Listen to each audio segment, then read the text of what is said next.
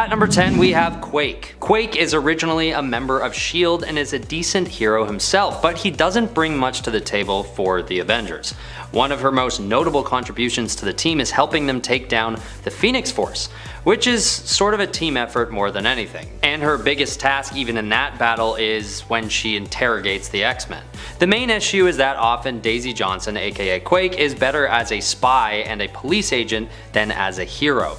She does have powers, but she spends more time interrogating people and doing more traditional police work than high-level superhero work. Something that also seems a little counterproductive is that she is announced to the public as being part of the Avengers, sort of killing her anonymity as a special agent. This leaves her with a target on her back as a covert spy, and without her spy work, she doesn't really have the power set to really keep up with the other members of the Avengers. Although, let's be honest, the standards for the Avengers are pretty high, and if you can find a way to stand out, you're lucky. Quake had a way to stand out as the covert spy on the team, but this was cut short by this announcement by Captain America. Even if I'm over-exaggerating the significance of that event though, she still just doesn't make a huge impact on the team, even as an undercover agent. At number 9 is Quasar. This hero is sort of like the Marvel equivalent to DC's Green Lantern, to the point where many people see him as a blatant ripoff. Starting off as a S.H.I.E.L.D. agent, Wendell Elvis Vaughn comes across a set of power bands which he uses to gain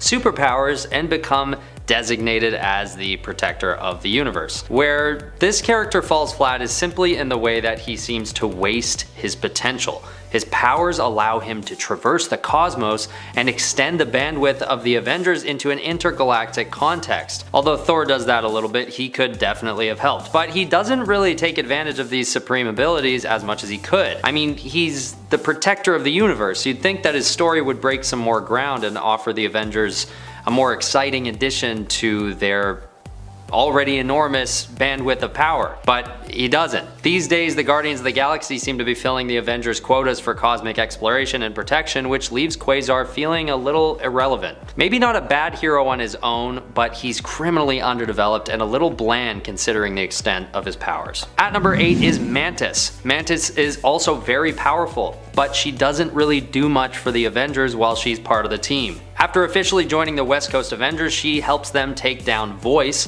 which is basically the extent of her work with them before that version of her is killed. And what seems to be a theme with Mantis is getting other teams of superheroes to help her complete her own personal quests, like the time when she gets the West Coast Avengers to help get to the bottom of her issues during the Fragmented Mind storyline, or another time when she gets the Fantastic Four to help her figure out some other personal issues. She does some pretty heavy lifting in the Thanos War storyline, actually facing him one-on-one, ending up in a tie, but she's not officially an Avenger at that point. She also seems to stir up a lot of drama within the Avengers, getting caught in a bit of a love triangle with Swordsman and Vision. She's definitely not the worst of the Avengers, but she doesn't do much to help them during her short time with the membership. Besides, it's the West Coast Avengers. They're not really the most powerful or impactful iteration of the team either way. Don't kill me in the comments if you disagree, it's just what I'm gauging from the online conversation. At number 7, we have Ex Nihilo and Abyss. This pair of strange aliens actually join the Avengers at one point, and it's a really strange addition to the team, to say the least. Since they joined at the same time during the Infinity storyline, I figured I'd put them in the same entry here. These two aliens have so much power that where they really fail to make an impact is by not exploring these powers very much. This seems to be a theme in this second part, just heroes who have tons of power that they're never given the chance to use for whatever reasons. It also seems that these two extraterrestrials have their own cosmic destinies already planned out for them, and neither have much to do with the Avengers or any of their goals. My best guess is that writers included them in a moment when it made sense, but then after a while realized that they were too overpowered or not grounded enough as characters to serve the Avengers properly. Because looking back on them now, it's pretty apparent to fans online that they were never really fitting for the Avengers in the first place. At number 6, we have Red Hulk. Another sort of pointless copy of an already established Avenger. Red Hulk just doesn't bring anything new to the table when he joins, and his attitude is just sort of unlikable at times. I know the Hulk isn't really known for his attitude either, but there's something about General Thaddeus Ross that doesn't really sit right. He's sort of like a stuck-up army general who doesn't know how to turn off his critical edge and be a team player. Well, actually it's not sort of like that, he's just like that. That's exactly what he is. Although when he turns into the Hulk, he does keep his rational thinking mind, which gives him a slight edge over the Hulk, who basically has a one-track mind to destroy everything in his path. But as good as this sounds, it sort of acts as a lesson to the Avengers, in that even though the Hulk can be a lot at times, having a rational tactical mind inside the Beast can also cause problems, because in the case of General Thaddeus Ross, his tactical mind isn't the most cooperative or friendly when getting things done, and he just seems to put everyone off with his approach to collaboration. But he's still pretty strong, so we can't get too carried away here. After all, attitude isn't the only thing that should be considered when ranking the Avengers. But even then, when looking at his abilities, he's not much of a standout member of the team either. No matter which way you look at it, he's still just a different colored Hulk.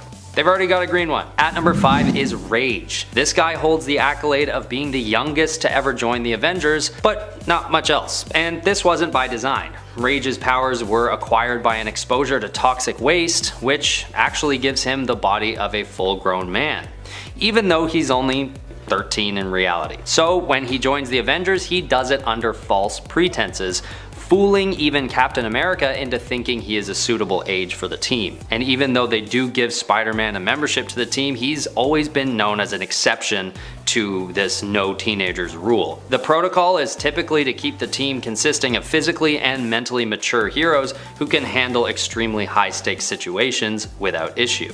And unfortunately, Rage's failure to do that is what makes him one of the worst Avengers. He just shows a pretty immature disposition, and it sort of overshadows his abilities as a hero. And failing to hide this immaturity, he also finds himself on the outs of the Avengers a bit earlier than he may have hoped. Not in the most gracious fashion either. Captain America basically catches on and fires him off the team once he realizes that somewhere deep down, he's just a mere middle schooler. At number 4, we have Deathcry. This character has a very short run with the Avengers and doesn't really make a mark on the team in any significant way. What puts her so high on the list is that she actually forces her way onto the Avengers in a way that infuriates the other team members. Although part of me thinks this makes sense, since she's a Shi'ar warrior who is actually commanded by the Empress to protect and ultimately join the Avengers. The only misstep here is that this isn't really her call to make. At least the part where she joins them. For 2 reasons. Firstly, because she too is a teenager, and that's a no-no for the Avengers, as discussed before. And secondly, because it's one thing to try and protect the Avengers, but getting an official membership takes a bit more than some altruistic bodyguarding. When she's first rejected by the team, she stays persistent and eventually sort of forces her way onto the team instead. But this doesn't last long, as she's incinerated by Captain Universe, who doesn't even really mean to kill her in the first place. It's sort of her fault, realistically. She comes at him in one of her trademark berserker rages just because he takes a kill that she wanted for herself. So in self-defense, he raises a big ball of energy and she kind of just flies into it and just explodes. Not the most gracious ending to an Avengers member, capping off an equally ungracious lifespan. At number 3 is Thunderstrike, another knockoff character, except this guy is a knockoff of Thor, who just doesn't find his footing with the Avengers. This is probably because of how similar he is to the already extremely popular hero when he's introduced in the late 80s. But this isn't a coincidence. Eric Masterson, aka Thunderstrike, first appears in Thor 391 and actually has a quick run as Thor before he's demoted to Thunderstrike. And even though he still remains relatively powerful, his influence just plateaus as soon as he's left to exist in the shadow of the much more popular Thor. And not to mention, his costume, it's just pretty weak. He looks like an aging biker who only shops at thrift stores. It might just be the case that Thunderstrike is meant to be a bit more of a relatable version of Thor that people could see themselves in, but after he joins the Avengers, it proves that he really has no distinct qualities that set him apart from the rest of the team. No offense to him though. It's tough when you're a carbon copy of the God of Thunder just with a worse outfit. Might just be bad luck. Or bad writing. More likely the second one. At number 2 is Gilgamesh, or the Forgotten One, and the second name is fitting because he really just doesn't do anything of substance for the team. He joins in issue number 300 of Avengers when the team is in the process of reforming. So I'm gonna chalk this up to a misstep in the writing process. My theory is that the writers thought that Gilgamesh would be a little bit more popular than he turns out to be, although I don't know how that would be possible as well considering his costume, which, just like the previous entry, it's quite understandably known as one of the more boring and downright ugly costumes out of anyone on the Avengers. But besides that, his attitude is also known to be pretty arrogant and a little too proud. For instance, he often refers to himself as being in the higher ranks of the ageless Eternals. And although he is immortal, you don't really go around pimping yourself like that. He has a lot of potential as a superhero for the team, but that's all the more reason that Avengers fans have been disappointed in his weak and somewhat unlikable influence on the team. Finally, at number 1, we have Triathlon, aka 3D Man. I was sad to have to do 3D Man dirty and put him at number 1 because I actually love this character, mainly because of how silly it is that he's based on the color palette of a pair of early 2000s 3D sunglasses, and how even sillier it is that his powers really have nothing to do with 3D anything. All these setbacks are the reason why I love this character, but I knew he had to make it onto the list if we made a part 2, so here he is. And apparently a lot of people online agree that he's one of the all-time worst Avengers, so there was no better spot to honor him than at number 1. Originally joining the Secret Avengers, Captain America makes 3D Man a member of the Initiative and puts him on the Hawaii team, which is self-explanatory. It's basically a team in charge of keeping watch over issues that take place in and around the state of Hawaii. And no diss to Hawaii, but there isn't much that goes on over there in the Marvel Universe, at least during 3D Man's run. One of his more notable acts as an Avenger is when he captures Scarlet Witch during the Axis storyline and brings her to a machine, Dr. Doom, in an effort to take her abilities. But he sorta drops the ball in this moment of glory and she escapes. Look, 3D Man isn't that bad. He's just a weird superhero that just doesn't really make much sense, and the banality of his abilities sort of equate to his lack of usefulness as an Avenger at the end of the day. What can I say? Number 10, Civil War 1. Oh boy, the first Civil War caused a great uproar and a good deal of problems in the superhero community. It also made Earth vulnerable to attack, as it evidently involved just infighting. When superheroes turn on each other, that's bad. When two main superheroes who are part of the same team turn on each other, that's ridiculous. And that's exactly what happened with Civil War 1. While the inciting incident that divided heroes wasn't caused by Iron Man or Captain America, and actually was pretty serious, they both had become leaders of two different approaches for how to best resolve that main issue. Iron Man believed that superhuman beings needed a shorter and tighter leash basically, and should work with the government so they could kind of be overseen. Number 9. Axis. Axis was an event where we saw heroes and villains sort of do kind of like a role reversal. This happened as a result of a spell backfiring, cast by, well, you probably guessed it, none other than Scarlet Witch. Wanda, for being a powerful magic user, has kind of a challenging time with magic. Although, to be fair, she actually wasn't the only caster involved here, although she is the one that we often talk about. Doctor Strange started casting with her, and when he got taken out, Doctor Doom actually helped in his stead. So Doom is also possibly to blame as well, even though Wanda usually takes a lot of the flack for this one. What launched the Axis event was Wanda and Doom attempting to cast this spell on the evolved and supremely powerful version of Red Skull, Red Onslaught, which sort of came about when Magneto was like, I know how to fix this, I'll kill you, and then Red Onslaught happened, so it didn't work out so great. The spell actually succeeded, but kind of backfired in that many other heroes and villains within a certain radius also got hit with the spell unintentionally.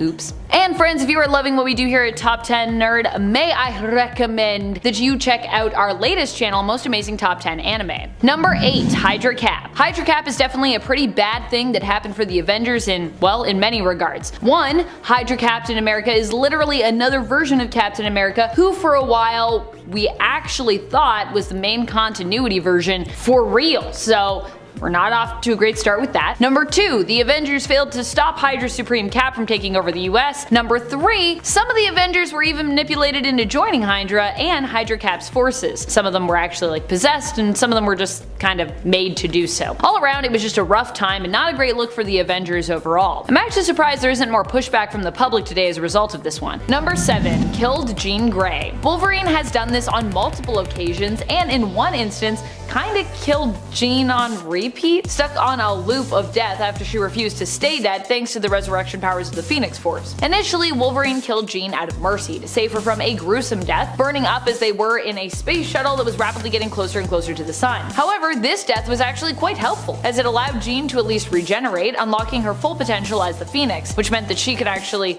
then save them, so yay! And surprisingly, she also wasn't even mad about Wolverine killing her. Bonus! I'd be pretty mad, to be honest. I'd be like, wow, you just killed me. That's pretty shady, man. But I guess when you're like, but you unlocked my full potential, it's like, well, alright. Shortly thereafter, Jean would be killed permanently by Magneto, but years later would return again, only to have Wolverine, afraid of the potential of Dark Phoenix, along with the rest of the X-Men, kill her on repeat for a while by stabbing her through with his claws until he realized this wasn't exactly having the same effect that he'd hoped, as the Phoenix Force basically just kept rezzing Jean, so doesn't always work out. Still, that's a lot of Jean deaths. That is, I think, at least 9 Jean deaths total. I think 8 stabbies the one time, 1 stabby the other time. A lot of deaths. A lot of deaths without any actual death, actually, now that I think about it. Number 6. Final Fight. When the Earth was threatened by incursions during the events of Time Runs Out, what did the Avengers do? Save the day? Try to stop those incursions? Not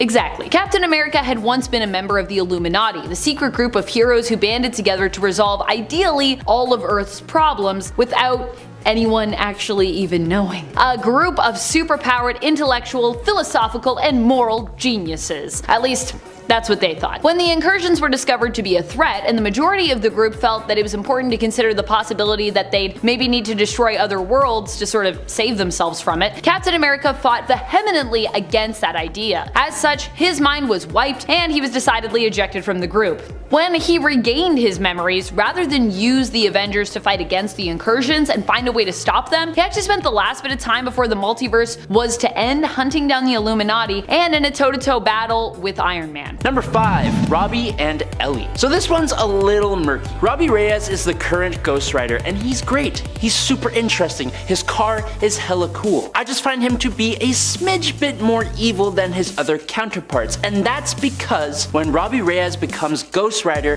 he is not a spirit of vengeance. Robbie is instead possessed by a ghost of a guy named Eli. Now, it is revealed in all new Ghost Rider number 8 in 2014 that Eli was not a spirit of vengeance like Johnny Blaze's Zarathos, but instead Eli is Robbie's uncle and a satanic serial de-lifer who took the lives of and dismembered at least 37 people in rituals before he was finally taken out by the police in 1999. And he lived in the house that the Reyes brothers, Gabe and Robbie, took to living in. So while Robbie himself isn't necessarily a bad dude, not entirely, the alter ego he now lives with is indeed quite evil, and they constantly have to do mental battle for Robbie to stay in control and not completely give in to Eli's bloodlust. That's a no for me. I don't know. Number 4. Civil War 2. Even worse by far than Civil War 1 was its follow-up, Civil War 2. In this story, we got more infighting, but for less logical reasons. This time, it was Iron Man versus Captain Marvel, because I guess Iron Man just really needs to like duke it out with all the captains. This one is one we can also likely more blame on the behind the scenes, as Marvel was definitely aiming to capitalize on Civil War 1's success with this follow-up, but it just didn't work out too well because Civil War 2 didn't really make a lot of sense for most readers. But in terms of the canon, Carol, I think, was hands down to blame here for just being, well, unreasonably aggressive on the matter that was up for debate. Whether or not to let Inhuman Ulysses, a precog, predict the future and then based on those predictions stop future criminals from committing future crimes before of course they even happen. Yeah, and I say that as a Captain Marvel fan. I'm a big Carol Danvers fan, but this one was pretty one-sided in my mind. Even I am like, I think Carol was wrong and Tony was right. And I don't say that very often.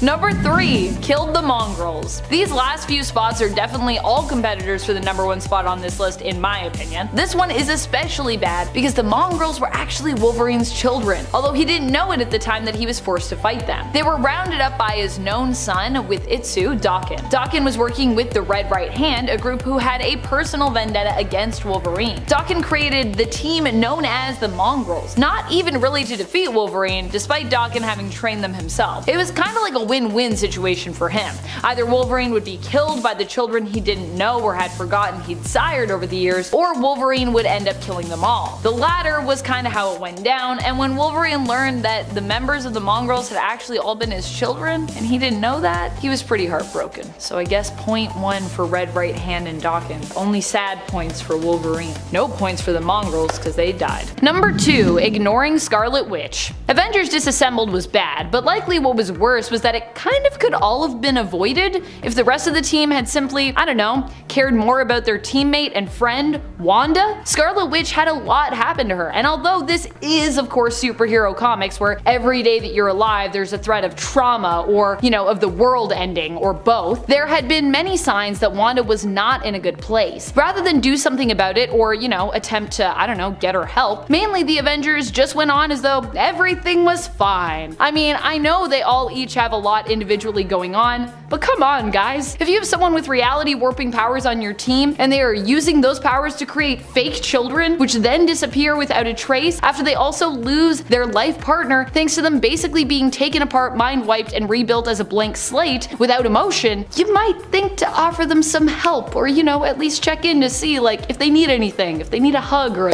a conversation. I'm not blaming them for what Wanda did, but I would at least like to hold them accountable for being pretty much awful friends to her in her time of need. Number 1, no more mutants. Probably one of the worst things that at least one of the Avengers did was to threaten all of the mutant kind's existence with just, a few words. Although admittedly, this wasn't so much Wanda's fault as it was Marvel's, who of course needed some reason to get rid of mutants for a bit because, they'd sold the rights away and they weren't really profiting as much from comics involving mutants at that time, and they simply had too many of them. But reasoning behind the story aside, during House of M, Wanda in the end struck out at all mutants because her father, she felt, was more obsessed with fighting for mutant rights than he was with his actual own flesh and blood family. Although we'd later learn that Scarlet Witch and her brother Quicksilver weren't even really flesh and blood family. To begin with, part of the reason that Wanda suffered the mental break, which caused House of M and later M Day, had to do with the fact that her friends and Avengers didn't seem to notice or perhaps care that Wanda was suffering as a result of losing her children. And in fact, let us not forget that Janet Van Dyne, the Wasp,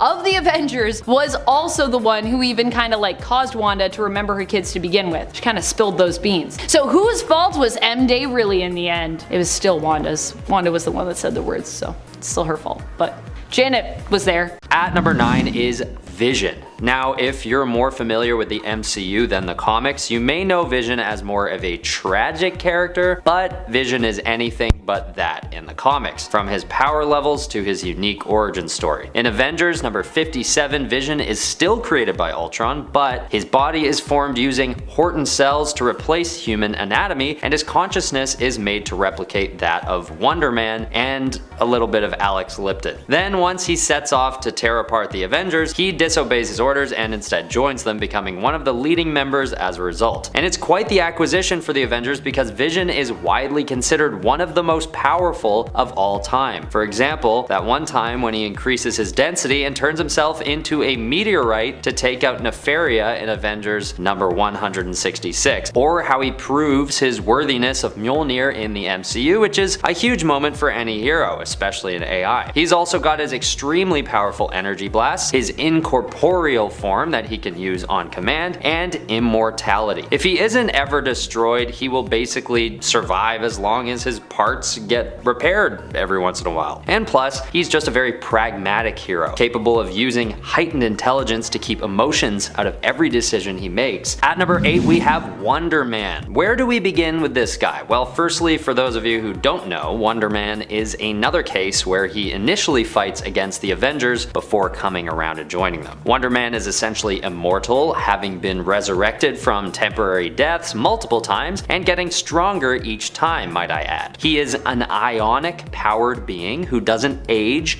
and doesn't need oxygen, food, or water to survive, but that's just speaking to his invulnerability. He's also a shapeshifter with adept teleportation and martial arts abilities. He's known to be in the 100-ton strength class, putting him up there in power levels with the Sentry, the Hulk, and Thor. Oh yeah, and he can't be infected by a symbiote, which is great news for the Avengers, who would basically be done for if that happened. Some of his more impressive feats include knocking out Hercules, Namor, and Abomination, as well as holding off The Thing, and of course taking down Ultron with his bare hands. The only thing holding Wonder Man back is his inflated ego and insecurities about his powers, as well as his somewhat vague sense of right and wrong at times, but that's not much of a downside considering how powerful this Avenger is. Number 7. Blade.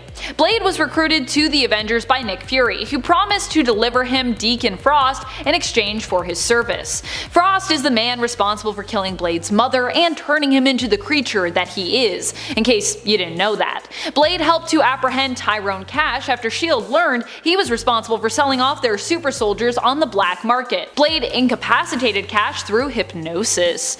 Ooh, supernatural powers. However, despite him being part vampire, Blade is not as tough as you'd expect, especially in comparison to the tough version of the character we know from the Earth 616. Iron Man found that out when he basically crushed the poor anti-hero. Blade's time serving as part of the Ultimate Avengers may have also helped to get him on the main continuity Avengers team of Earth 616 in the future. I also gotta say, I really love Blade as an addition to the 616 Avengers. I don't know if everybody else is super enjoying that, but I'm really enjoying that. Are you enjoying that? I hope you are. Number 6. Hawkeye. But wait a minute, isn't Hawkeye a member of the Ultimates? Well, yes, he has been that too, but hey, he can do both. Hawkeye, despite being more of a bona fide hero, still had a pretty shady past, which was what made him a great candidate for the Avengers team. Nick Fury invited him to join originally when they went on the hunt for Red Skull, and Barton agreed. In fact, I believe Hawkeye actually helped to bring this team together as well. The Avengers team for him was like a Black Ops group willing to do the dirty work that the Ultimates couldn't be seen getting involved in. Often this meant the villains they went after usually ended up dead. Such was the case with Red Skull in the end. Hawkeye might just seem like a guy with a bow, and well, he is. But he is really good with that bow. He has enhanced vision, which allows him to see much farther and clearer than your average human, and he is an extremely skilled fighter, pilot, and spy. So, you know.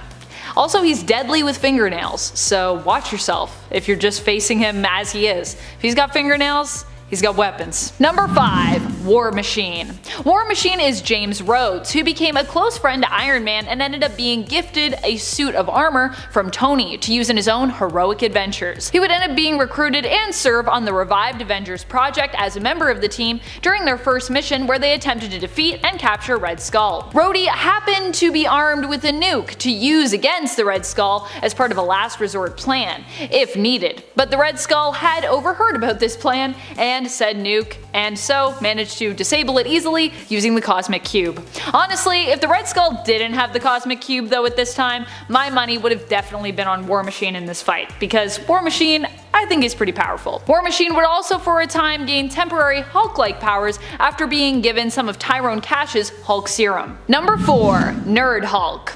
While Nerd Hulk is a very powerful character in terms of his abilities being on the same level of power as Bruce Banner's Hulk from Earth 1610, he tends to end up being not so powerful in actuality when battling other people. This is because he has a tendency to hold back though. Nerd Hulk is a clone that Gregory Stark, Tony Stark's brother, created. Nerd Hulk prefers to try and resolve conflicts using logic as opposed to violence, and it is the marriage of his intellect and strength combined that holds him back from being as deadly as he could be. Still, the potential is there, and he does have access to the same amount of strength and ferocity as Banner if he'd only feel inclined to use it. Nerd Hulk was a member of the Avengers team when they were first resurrected and went after Red Skull. He would also later attempt to join the Ultimates, but he was denied membership. Sad. Poor Nerd Hulk.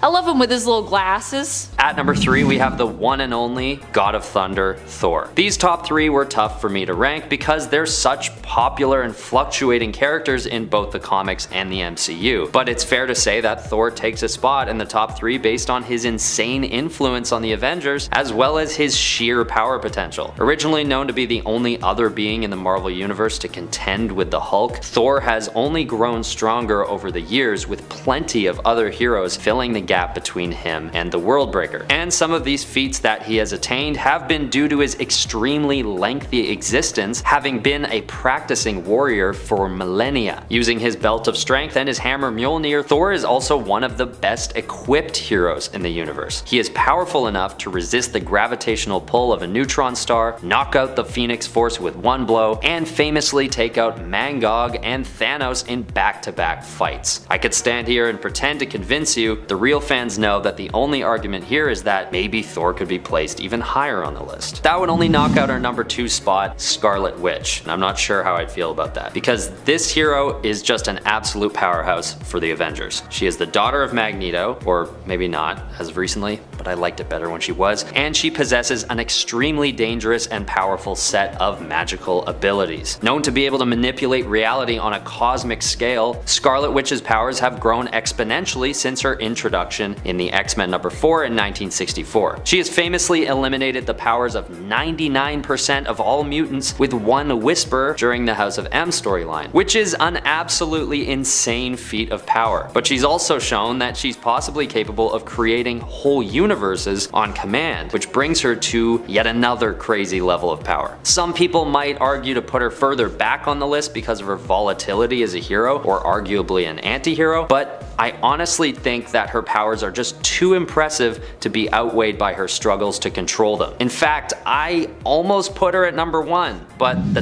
top spot had to go to Doctor Strange. Doctor Strange started off as a character that might not have presented as much of a powerhouse, but over time he has proven himself to be the most valuable member that the Avengers have ever had. He is capable of bending time and space on command with adept precision, and can detect threats from extreme distances in space and time before they even occur. And if you take issue with this number 1 placement, just think of the scale of the forces he's faced with within his own storylines. He has to protect the world from the likes of Dormammu, Nightmare, and Yurthona, among many other godlike demons. But what really makes Doctor Strange the most powerful out of all the Avengers is that he doesn't need to contend with opposition on the plane of reality that they come to him in. He is able to view the future and decide on how he wants it to play out before changing the fabric of reality to control any outcome he's faced with. The only reason that I could imagine someone might keep him from the number 1 spot these days is that he's known to have been nerfed quite a bit in the last 20 years, but even today I'd still argue that his power set puts him in the top spot. Number 9. The Punisher. The Punisher in the reality of Earth 1610 was a member of both Nick Fury's Howling Commandos,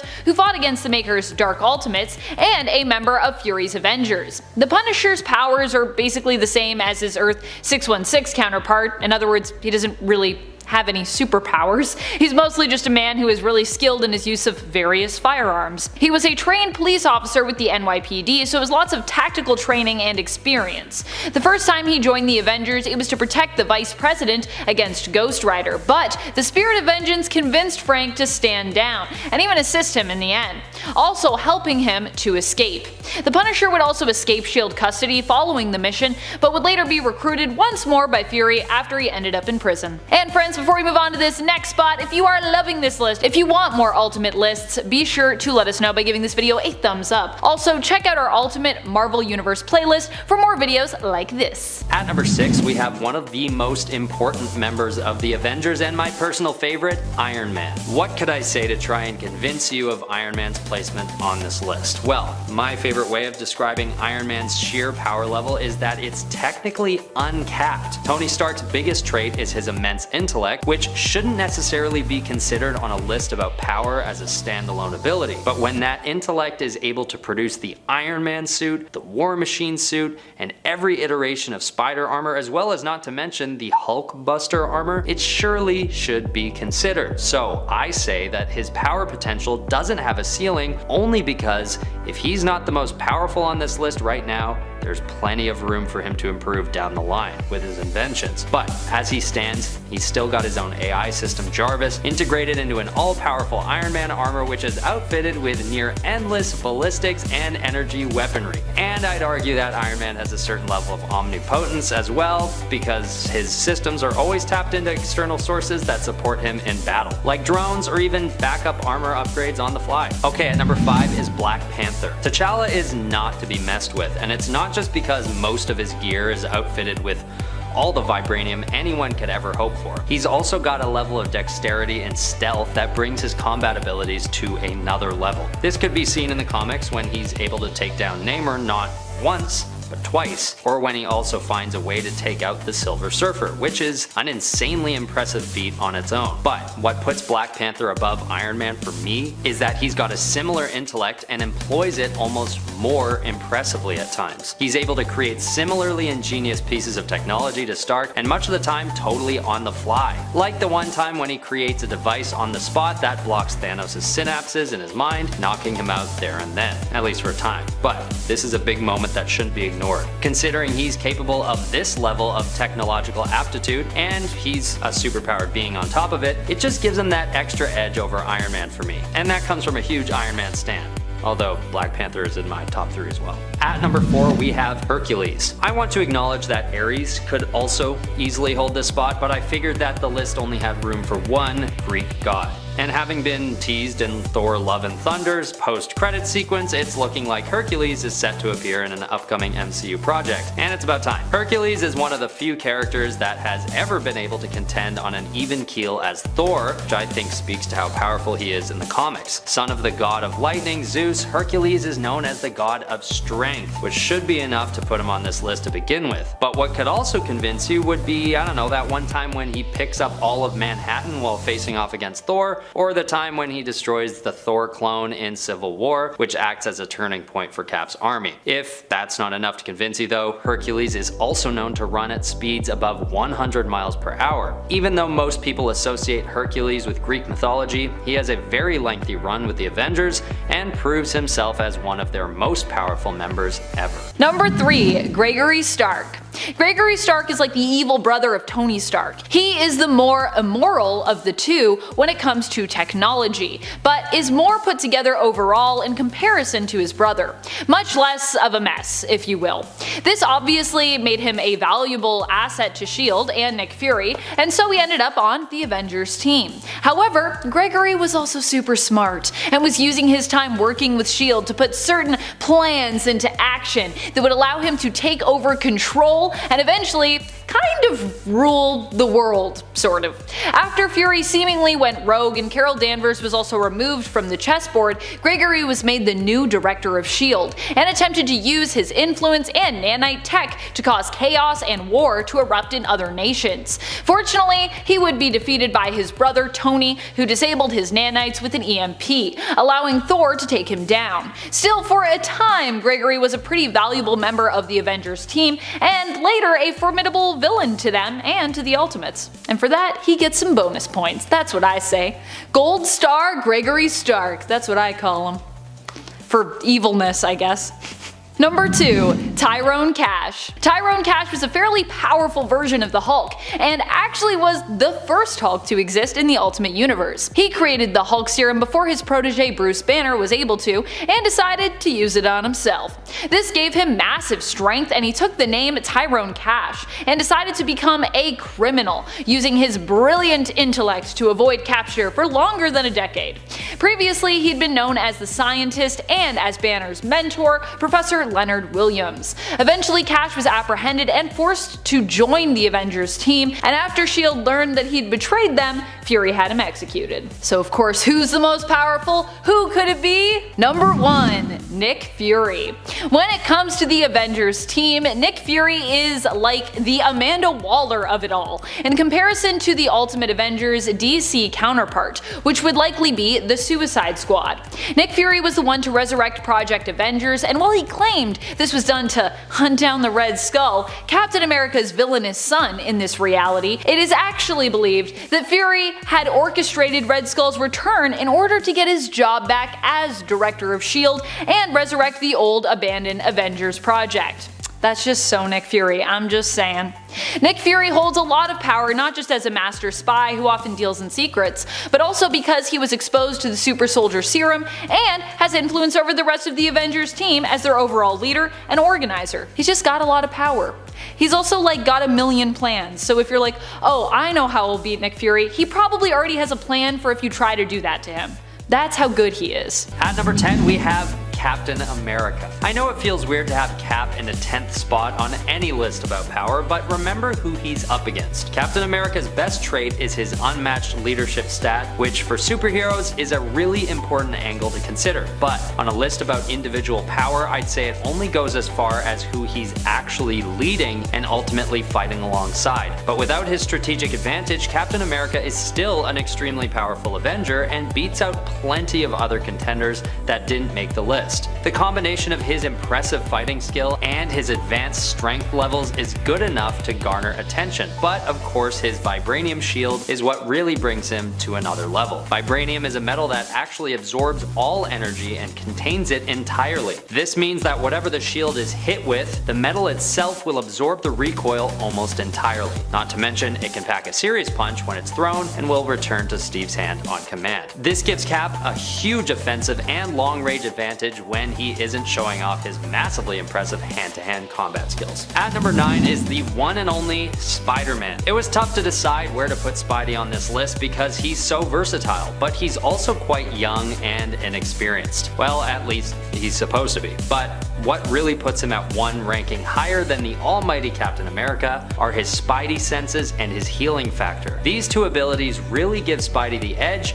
and help to define him as a more agile and crafty hero than many of the others on the list. Where Spider-Man might lack in sheer power, he makes up for in his adept precision and dexterity. And while he may not pack a huge punch in some of the more advanced combat situations that the Avengers face, he doesn't let anyone get the jump on him in any case, because he can always sense what's coming and has very quick reflexes to make the next move before his opponents even realize they'd missed him. In other words, Spider-Man often plays the role of David while his opponents play the part of Goliath. Another thing that's important to note is that his suit upgrades allow him to gain huge strength boosts, expanding his power levels to a level that may never see its limit. At number 8, I'm putting Wolverine. As the most published comic book superhero ever, Wolverine has had the most experience out of anyone on this list. Not just because of all the things he's done, but also because of all the years that he has lived. His healing factor is so impressive that his age is extended by a great margin, making him appear nearly immortal. In fact, there have been a few times where Wolverine was entirely reduced to his adamantium-coated skeleton, and he was still walking around as if he'd just been a little banged up. But on top of his durability, he's also one of the most balanced heroes all around, which makes him a huge contender on a list about power. He's extremely agile, being quite skilled in acrobatics. He's got a very powerful offensive stat with his adamantium claws. He's also got a stealth stat since he's able to blend in as a civilian when his claws are retracted. He's got insane durability with his whole skeleton being coated in a metal only comparable to vibranium, and even if he takes a massive blow, his healing factor acts so fast and so efficiently that he's back to full health before he's even stood up. He's one of the big guns. Number 5, Ghost Rider. While Starbrand might have the greatest potential for power, and we aren't sure entirely what she's capable of just yet, Robbie Reyes is a bit more experienced when it comes to his powers. And even when he was less experienced, he actually accidentally killed one of the previous Starbrands, Kevin Connor, in Marvel Legacy. So for those reasons, I thought we should give him a bit of a boost when it comes to his ranking on this list. Robbie Reyes first appeared in the comic scene in 2014 in all-new Ghost Rider issue number 1. He is an all-new Ghost Rider, just like the series claims. During a street race gone wrong, Robbie was killed and ended up possessed by the ghost who haunted the car that he was driving, becoming the new Ghost Rider.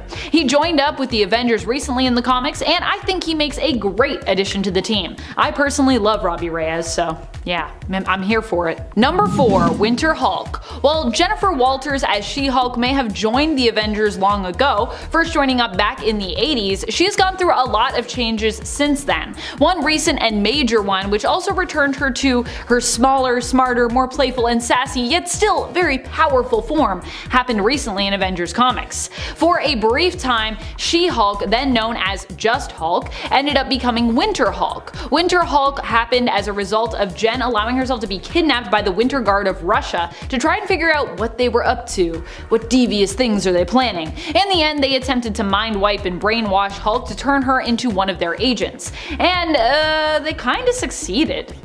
Although the process was interrupted, for a brief time Jen acted as their agent, Winter Hulk. However, as Winter Hulk, Jen still managed to fight against her programming, and alert her fellow Avengers when sent to attack Namor and Atlantis. In the end, Winter Hulk was forced to absorb a ton of radiation to protect the citizens of Atlantis. She managed to discharge the gamma radiation she had absorbed safely, and as a result was returned to her original form, ultimately deciding to retire from the Avengers team after these events and return to practicing law. And now we have a new She-Hulk series that I have heard nothing but good things about. I really need to get reading my first issue.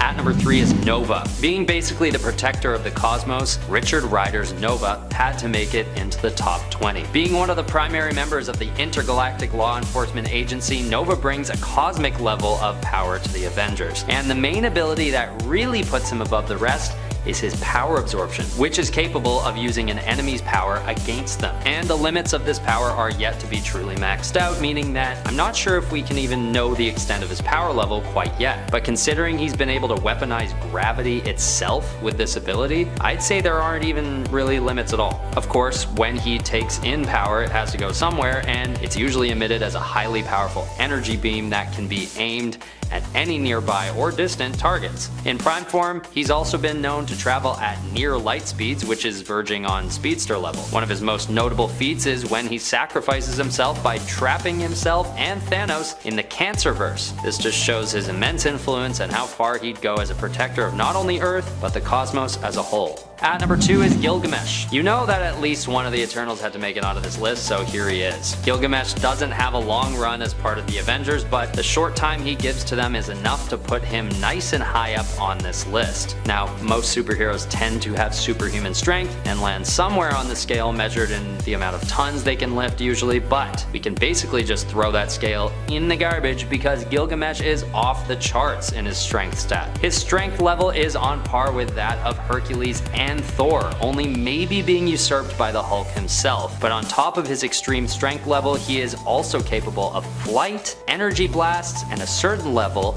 of energy manipulation, which, when all paired together, makes for a massive powerhouse who beats out many of the other members of the Avengers. Finally, at number 1 is a hero who could have arguably made the part 1 of this video, Captain Marvel. Born as a human, Carol Danvers' DNA is fused with Kree genes, thus turning her into a next level superpowered being. Being able to fly 6 times the speed of sound and having an adept energy manipulation skill, there's no wonder why Captain Marvel is considered one of the most valuable members to ever grace the Avengers. Whether she's destroying asteroids with a single punch or surviving an HLA energy bomb, Captain Marvel seems to be everywhere at once. And she sort of can be, given her insane speed and near omniscience with her flash precognition ability. This power allows her to anticipate events all across the cosmos from wherever she is, which is part of what makes her stand out as one of the foremost protectors of the cosmos. It's also just really helpful in anticipating the moves of her opponents before they make them. And although she does acquire this power when she's turned into binary, there are still remnants of it within her to this day. And at 10, Ian Rogers.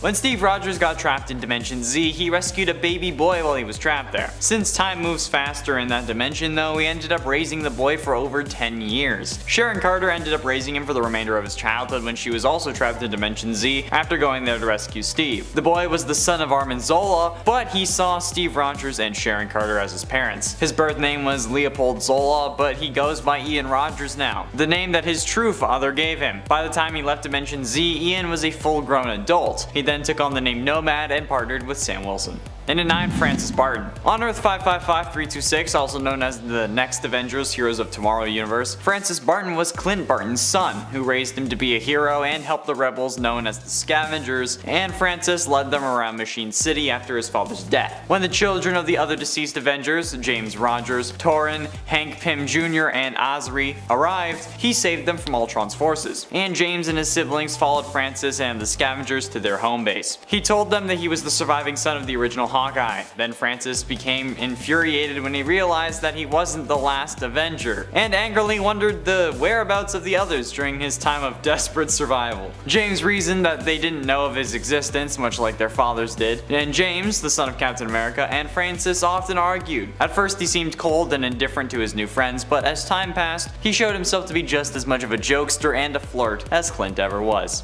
Which is kinda weird because they're kids. And at 8, Katie Summers.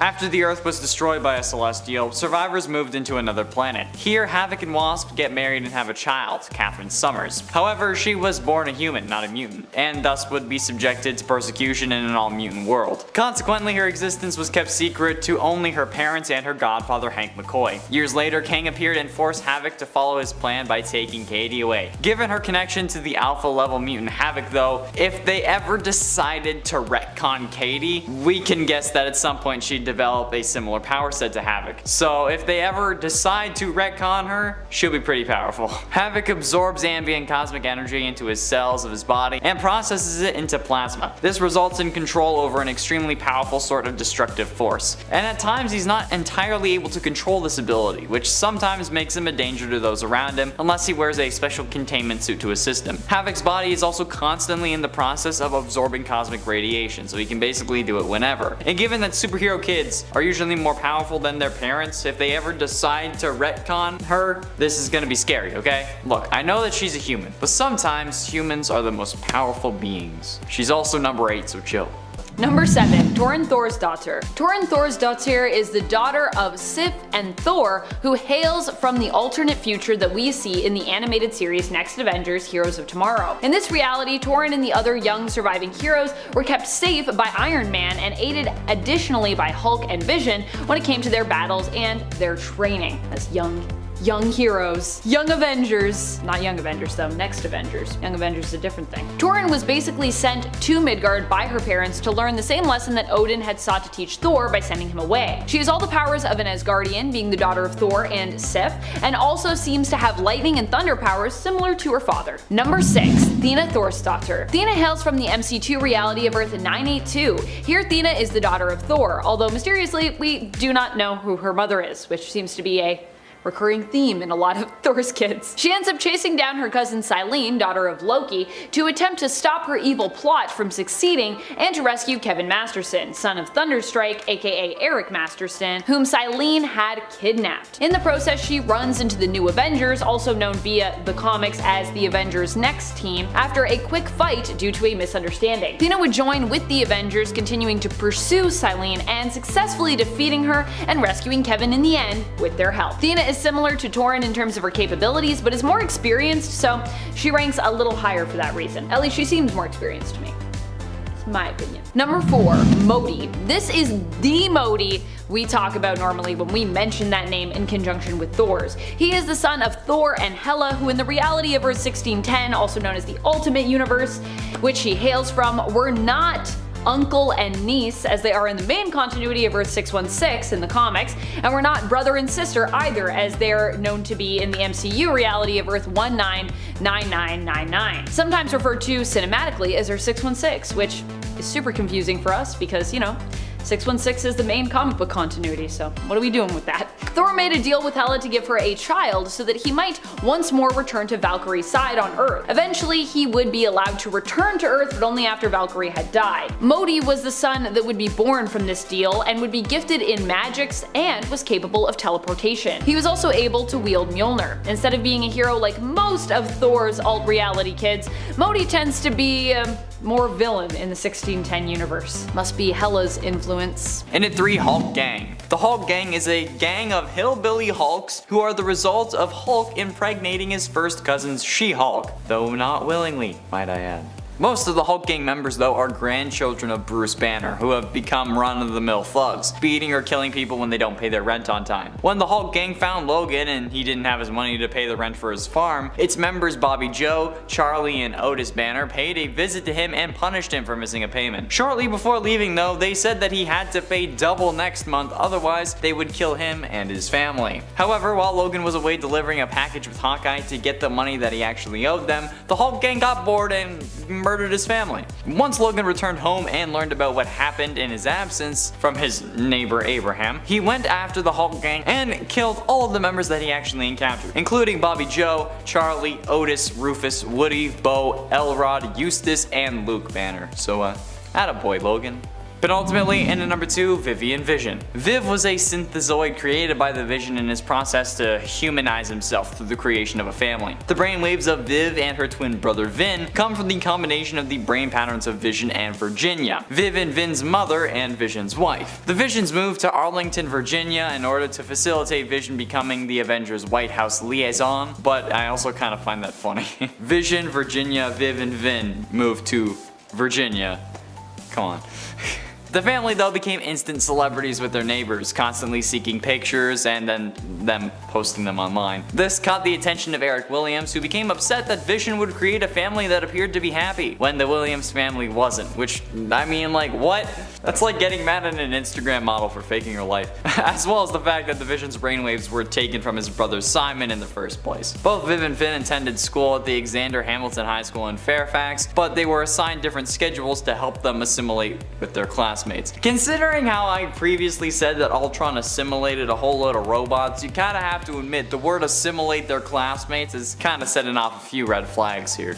And finally, in at number 1, Lyra. The daughter of Thundra, the Empress of the United Sisterhood, and the Incredible Hulk on Earth 8009, Lyra was gifted with the strength of her parents and trained as an elite warrior for the Sisterhood in their fight against men. But, unlike the other Gamma mutants, Lyra secretly grew weaker the angrier she got. Lyra was called by the Gynosure to head a secret mission, one not even her select band of warrior compatriots were aware of. The Sisterhood's cradle was malfunctioning, causing defective births, and without a replacement circuitry, it would be the end of the Sisterhood's ability to replenish their numbers, eventually leading to their extinction. Lyra was armed with Boudica, a wristwatch with an artificial intelligence linked to both the Sisterhood and Gynosure at all times, and sent to the men's cradle to steal the appropriate parts to repair their own cradle. When a traitor turned on Lyra at the request of the Gynosure, the replacement parts were destroyed in their fight. Lyra returned to Gynosure to confront her for her treachery, but was then sent to Earth 616 to seek out the great Norman Osborn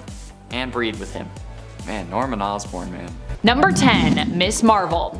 Miss Marvel was once Carol Danvers and is now Kamala Khan. And of course, for this list, we're focusing on Kamala, who was a new addition to the Avengers team in 2015, after making her first unnamed appearance only 2 years earlier in 2013 in the comics. Kamala is a huge Carol Danvers fan, which is what inspired her to take up the mantle Miss Marvel after Carol dropped it, taking up the Captain Marvel mantle instead herself. Kamala as Miss Marvel has powers which allow her to alter her body's physiology, allowing her to stretch, change size and shape, and in theory, straight up shapeshift. Her powers come from inhuman heritage, which was activated by her exposure to the Terrigen bomb. Kamala joined the team for a time during all new, all different Avengers, and remains a fan favorite hero at Marvel Comics. And to clarify before we move on to point 9, this is going to be a list of Avengers that have recently come onto the team, as opposed to new Avengers, which is kind of its own thing. There's a lot of new Avengers, so I just want to clarify that. Number 9, Wasp. Not the same Wasp who years ago was actually the leader of the Avengers for a while. Nuh-uh, we are not talking about Janet Van Dyne here, we are talking about Nadia Van Dyne, who despite her seemingly misleading name is actually the daughter of Hank Pym and his first wife, Maria Travoia. After her mother Maria was kidnapped and later killed, Nadia ended up being raised in the Red Room, considered a valuable asset due to her natural aptitude for science and academia, believed to be somewhat in part due to the fact that she was Hank's naturally born daughter. Nadia would eventually escape the Red Room and attempt to locate her father in the US, only to find out that he had recently died during a fight against Ultron. Nadia felt compelled to meet her stepmother, Janet, desiring to become the new Wasp. The two ended up getting along well, and Janet even gave Nadia her blessing to take her last name, seeing her as family. Hence, Nadia became both Nadia Van Dyne and the new Wasp, also going on to join the Avengers team. Number 7, Monica Rambeau. With the title of Captain Marvel, it's easy to not fully understand the powers of Monica Rambeau, but they are different to her other Captain Marvel counterparts, and in my opinion, she is my favorite of the characters to take on the title. After being bombarded with extra-dimensional energy emitted by a stolen device, Monica Rambeau acquired the ability to convert her body mass into and control any form of energy of the electromagnetic spectrum. Those energy forms include visible light, radio waves, electricity, X-rays, microwaves, infrared radiation, ultraviolet radiation, cosmic cosmic rays and gamma radiation. But whenever she comes into contact with new forms of energy, such as neutrinos, Monica can mimic that energy's wavelength as well, given enough time, and she'll be able to actually transform into it. As you can imagine, there is a lot she can do with these various forms of energy: flight, speed of light travel, intangibility, invisibility, energy blast and absorption, hologram creation and appearance alteration, size alteration, power boosting, and she can even become a kind of hard solid light. Number 6. Shang-Chi. Shang-Chi is one of, if not the greatest martial artist on Earth. He was trained from birth to become the ultimate warrior. He can take on multiple opponents at once and can even defeat people much more superhumanly powerful than him. He is particularly skilled in Chinese martial arts, but his skill branches out to many more. In one case, he even worked with Spider-Man to create a new martial art based on Peter's powers. Shang-Chi also is able to manipulate Chi energy, which he can use to enhance his strength and durability, and can even detect others based on their energy, like he did when he detected the psionically masked Jean Grey. But Shang-Chi gets a much more significant power boost when he is using the 10 rings. He can use the rings as projectiles, manipulate their size, and even use them to levitate and fly. The rings grant the martial master superhuman strength, durability, speed, and stamina, and he can even manipulate energies from the rings to do many things, including projecting said energy and creating an energy-based blast. And then just to top it all off, thanks to the other side of his heritage, Shang-Chi inherited his mother's psionic abilities to communicate with his blood relatives, even the deceased ones. Number 5. Moondragon. It may come as a surprise, but Heather Douglas is actually one of the most powerful human-born telepaths in existence. She gained her power after she trained under the Shaolin monks of Titan, thanks to Thanos' father, Mentor, taking her in. Her telepathic abilities rival and surpass even those of powerful mutants like Professor X. With this power, she has been able to mentally enslave an entire planet of beings who were constantly at war with each other, bringing peace to said planet. She has been in a psionic stalemate with the Sorcerer Supreme, and she's even straight up de-lifed a clone of Thanos who, at the time, had even greater mental powers than Professor X. Her powers are so powerful, in fact, that they can maintain themselves subconsciously, meaning that even if she is unconscious, she will maintain the effects of said powers. A huge part of her character, even the reason for her awesome Moondragon name, comes from the fact that she is, or was, actually under the influence of an extremely powerful entity known as the Dragon of the Moon, who has been manipulating her for a long time, even initially letting Heather believe she had overcome the demon. But thanks to this dragon, she has been able to take on a dragon form where she could move faster than light, survive in space, and was super strong and durable. Number 4. Jack of Hearts. Jonathan Hart is a hero you may not have heard of. Jack Hart was the son of a brilliant scientist, a scientist that created the ridiculously efficient liquid sci-fi fuel called Zero Fluid, that in a tragic comic book backstory was exposed to Jack and gave him his awesome abilities. Due to the cellular mutation that took place after his Zero Fluid exposure, Jonathan Hart is now able to produce pink concussive energy beams and blasts from his hands and body, taking up the incredibly clever name of Jack of Hearts, apparently in honor of his father's love of card games, and not because it's actually his name, basically. His biological structure was reformatted to basically give him the superhuman starter pack abilities, but his strength specifically has been able to lift 25 tons. He has enhanced speed, stamina, healing factor, and durability, able to withstand some pretty heavy hits and survive in the vacuum of space. But in addition, thanks to a symbiote energy sump device, Jack went through another mutation which gave him the ability to think as fast as a computer can, and he can retain and retrieve stored information from the deep recesses of his brain, which is pretty cool. Number 3. Phoenix. While Phoenix is definitely one of the most powerful superheroes to be on the Avengers team, her history with them is a bit more lengthy than you might initially think, which is why I ranked her a little bit lower on this list than I normally would. Phoenix herself was back on the original Avengers team, the prehistoric Avengers, or the Avengers of 1 million BC. This avatar for Phoenix was known as Firehair. However, Firehair only made her first appearance even in 2017 in the comics, so she's also kinda new in a way, even though she's super old. Does that make sense? Maya Lopez, aka Echo, is the current host of the Phoenix Force and the current Phoenix, who also finds herself on the Avengers team. Her being Phoenix is new, but her being on the Avengers team is not new. She rejoined the team in 2021 as Phoenix, which is quite new, like I said, but she actually was a member of the Avengers way back in 2005, when she was using the mantle of Ronin. Still, Maya being Phoenix and being part of the Avengers altogether is quite fresh right now, despite both the Phoenix Force's history with the prehistoric team and Maya's own history with the present day team. And of course, Phoenix is one of the most powerful entities in the entire Marvel universe. So despite her being kind of a new old combo thing, we have to show respect to the blazingly brilliant and powerful Maya Lopez, aka Echo, aka Phoenix, on this list. Number 2. Cable. Nathan Summers ended up joining the Avengers team at a time when Captain America was seeking to present a show of unity. Hence, Cable ended up being on the Avengers Unity division, which was meant to bring together Avengers and X-Men after events of Avengers vs. X-Men had created tension between the two superhero groups of Earth. Series-wise, the team was known as the Uncanny Avengers, with Cable joining up as early as issue number 4. Cable is an extremely powerful telepath and telekinetic due to him being the offspring of X-Men member Cyclops and his wife at the time, Mr. Sinister created clone of Jean Grey, Madeline Pryor. Despite Maddie being his birth mother, Jean has also been like a mother to Nate after she was implanted with the memories of basically raising him, making her kind of like his telepathically retcon mom, with Maddie becoming more like a surrogate mother in terms of her relationship with Nate, formerly known to her as Baby Christopher.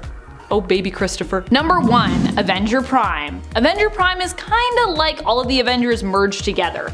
At least, that's what the original version of this character was like. They made their first appearance in the 2013 Mighty Avengers series, but another character with that name also recently reappeared in the 2021 Free Comic Book Day Avengers and Hulk comic. They showed up in the Avengers portion of that double feature story comic. Here, Avengers Prime is the leader of the Deathlock Avengers forces, who basically stands guard at the God Quarry, seeking to watch, protect, and warn against major multiversal threats and potential chronal collapses. Presumably, this is some version of Avenger Prime that decided to stay omnipotent and bonded together. At least that's what I'm assuming. Some people are assuming different things. When we saw Avenger Prime last, or an alternate version of them if you will, they were created using a ritual which allowed the team of Mighty Avengers to bond together. Technically, Avenger Prime stands to be the most powerful of the Avengers, as they should be made up of one or more teams or rosters potentially combined together. Now, of course, some people believe that Avenger Prime is actually some sort of alternate version or some future version of Tony Stark, aka Iron Man, but we don't really know for sure yet. Whoever they are though, they definitely seem to have a lot of time, a lot of power, and a lot of resources on their hands, especially for being a shadowy figure. At number 10, we have Sandman. Although his redemption arc is really great and has so much potential, it sort of falls flat. Basically, the Thing one day sits Sandman down and tries to turn him to the good side, and it works. With Sandman now finding his stride as a hero, he first joins the Outlaws, a team of reformed Spider-Man enemies, and is then given a membership to the Avengers. It's all going in the right direction for the former villain until he's promptly hypnotized by Wizard and turned back to the dark side. Honestly, this isn't even Sandman's fault, but his quick turn back to evil gets in the way of him being anything close to a functional member of the Avengers. I almost didn't even put him on the list just because he barely even does anything for the team after he's inducted. And even tragically after that, he even goes off to reform the Sinister Six right after leaving the Avengers Reserve, which basically erases any good he may have done during his time as an Avenger. At number 9, we have Justice, FKA Marvel Boy. Although he's known as a pretty well-respected hero, at least in his later years, Justice still doesn't do much for the Avengers during his time with them. When he first joins, he comes off as more of a fan than anything else, making some rookie mistakes right off the bat. He also finds a way to break his leg, which isn't very common for a superhero. Much of his lack of maturity in the group is due to his worship for the other members of the Avengers, so it's hard to blame him, although he does do some pretty good work in planning to take down Ultron. Later, he ends up teaching for the Avengers Academy alongside Hank Pym, Tigra, Quicksilver, and Speedball. But overall, this character's time with the Avengers is wrought with scattered accomplishments and distracting love triangle storylines that just make him a much less effective member of the team. At number 8 is Sentry, who joins the Mighty Avengers after having one foot in the door of the New Avengers for a while. This guy is a poor addition to the team simply based on issues of power imbalance and,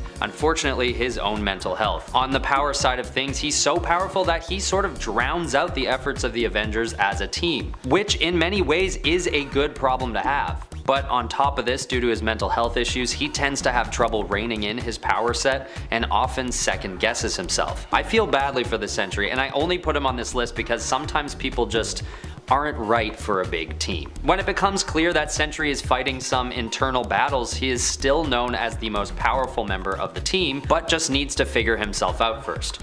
For example, at one point, Sentry attacks Ultron at a moment when the team needed him to hold back, and sort of ruins the whole plan. Although the attack was in retaliation for Ultron seemingly killing his wife, so it's not that unexpected.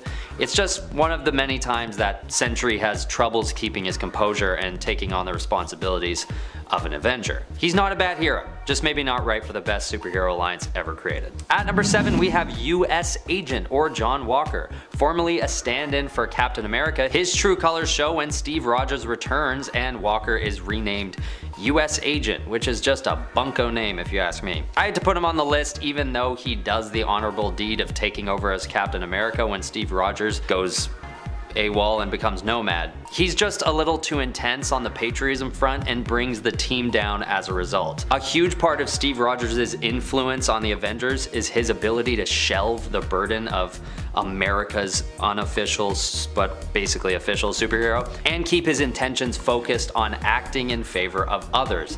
He's able to put aside his pride and work for the team, whereas Walker does the opposite. He does work for the team, but it's a big lesson in the importance of good attitude because they have the same powers, but something about John Walker's suffocating patriotism and inherent arrogance that comes with it just proves that no one could do the job like Steve could.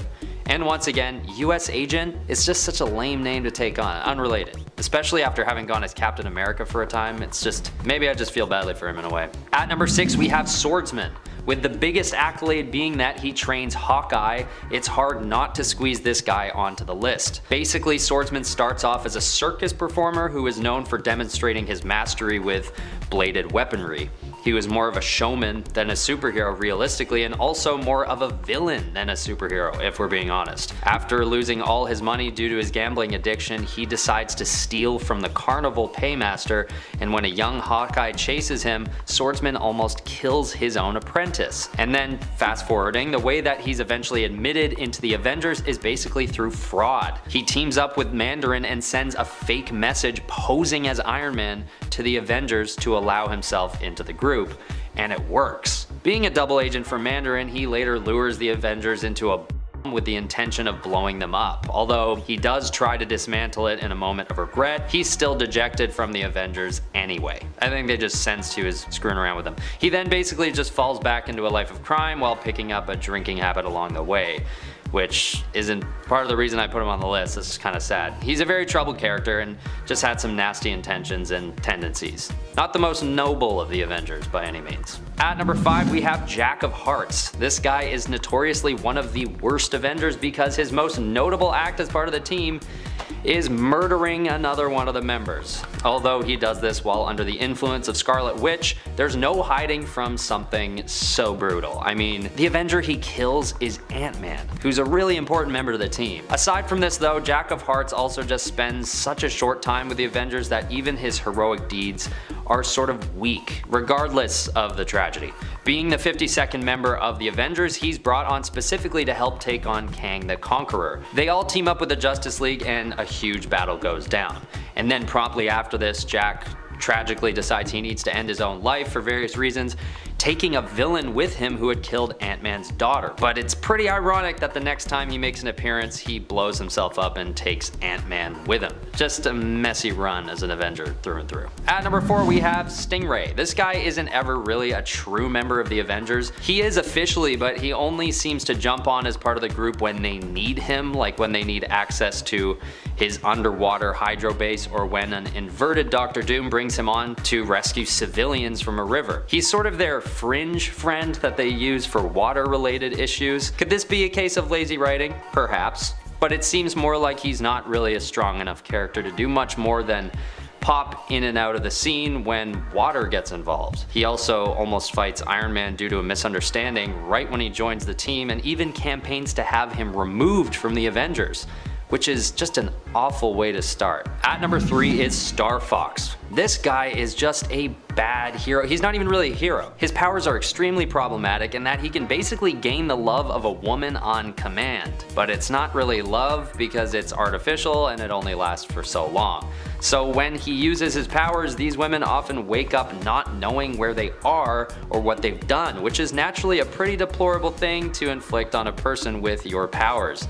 And he doesn't even seem to feel badly after it either. He just gets his clothes on and jumps out the window like, "See you later, good luck piecing together the last 12 hours. Otherwise known as Eros of Titan, this guy is actually Thanos' older brother, so this sort of explains the evil nature of his powers. At least in the comics they're kind of aware of his nasty nature, because the woman who he's used his powers on eventually come out and sue him because of what he does, which has to be a first for a superhero. I'm honestly just surprised that this dude even had a membership to the Avengers in the first place. He just kind of sucks. At number 2 is D-Man, or Demolition Man. This dude should never really have been brought on to join the Avengers. He's sort of just this unmotivated, scraggly guy with a horribly designed suit. He just steals Wolverine's and Daredevil's costumes and makes a tragic mashup of the two. His origins are that he's basically a wrestler that was given superhuman strength before befriending Captain America. When Cap needs to reform the Avengers, he thinks it's a good idea to bring on D-Man to join the team. But this choice is pretty obviously out of sympathy for the guy because he doesn't really do much when he does join. He's then sort of left behind and lost in time, becoming more and more unmotivated as the years go on,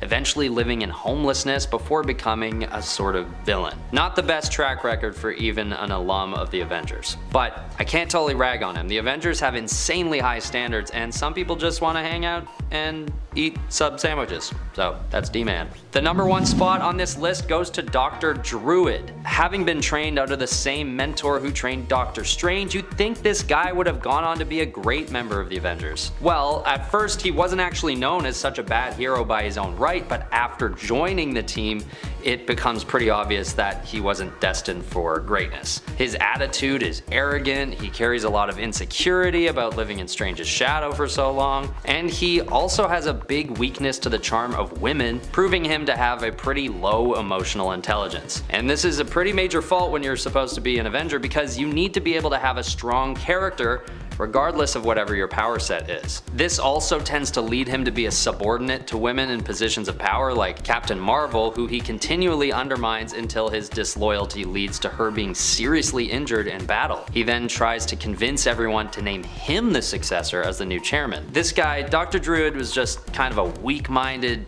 fool who was conniving and subordinate through and through. It's surprising he was ever brought on board with the Avengers because he really proves himself to be one of their weakest links while he's there. Number 10. He gives up fighting the Hulk to let him sick the Illuminati. One of the Hulk's most awesome and powerful moments came in the World War Hulk story, when the Incredible Hulk gathered up his warband on Sakaar and headed to Earth for some much desired revenge on the Illuminati. The Illuminati had tricked Hulk, banished him into space, left him stranded on a world where he was forced to become a gladiator and work his way to become king, and then the ship they sent him there on self-destructed and caused the passing of tons of people he cared about. So yes, the Illuminati deserved what was coming to them, but they still tried to put up a fight. When Hulk arrived on Earth, more mad than he has ever been, there were only 2 people who ever had a chance of bringing him down. The first was the incredibly powerful Sentry, and the second was Ghost Rider. When Ghost Rider showed up and started fighting, the Hulk decided to try and squash him like a bug, quote unquote. Only problem was,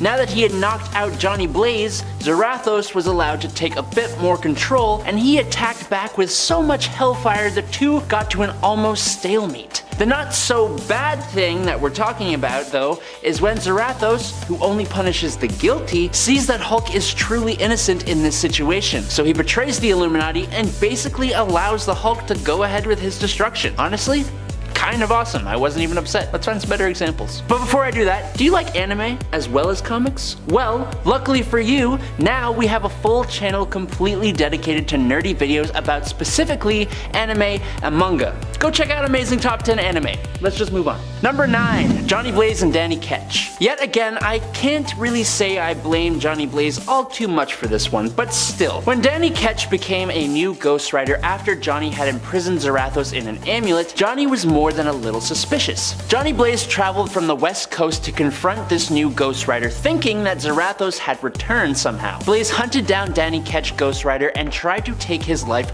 multiple times, while Ghost Rider kept attempting to escape Blaze and bring the villain Blackout, who was dispatching multiple people, to justice. Johnny kept this up until he finally watched Ghost Rider save a child in Central Park. This finally made him become less suspicious of Ghost Rider, and he stopped trying to take him out repeatedly. He instead decided to observe Daniel to make sure that he wasn't Zarathos, and he taught Daniel how to fight and protect himself when he wasn't transformed into Ghost Rider. So ultimately he made up for it, but still a little impulsive with the old de-lifing there, Johnny. I want to tone that down. Number 8. Alejandra Jones, Hellfire Exploded a Country. Alright, buckle up because this one involves Adam. Not me, like the biblical Adam. In Marvel Comics, Adam has devoted himself to one day eradicating sin from mankind, at any cost, even human souls. To that end, Adam took in orphan children and trained them within a Nicaraguan temple to make them perfect as hosts of the Ghost Rider. Now, with the Fear Itself event and the arrival of the Serpent, Adam decided this was a sign to make his move and offered to free Johnny Blaze from the Ghost Rider. Adam awakened the Seeker and had him pick the new Ghost Rider among those students that he was training. Alejandra Jones was the one chosen and was immediately sent to battle Scotty, who was one of the Serpent's avatars. Now when she came back, Adam demanded that she destroy the sin in the other orphans, which would leave them as husks. She obviously refused, but in return,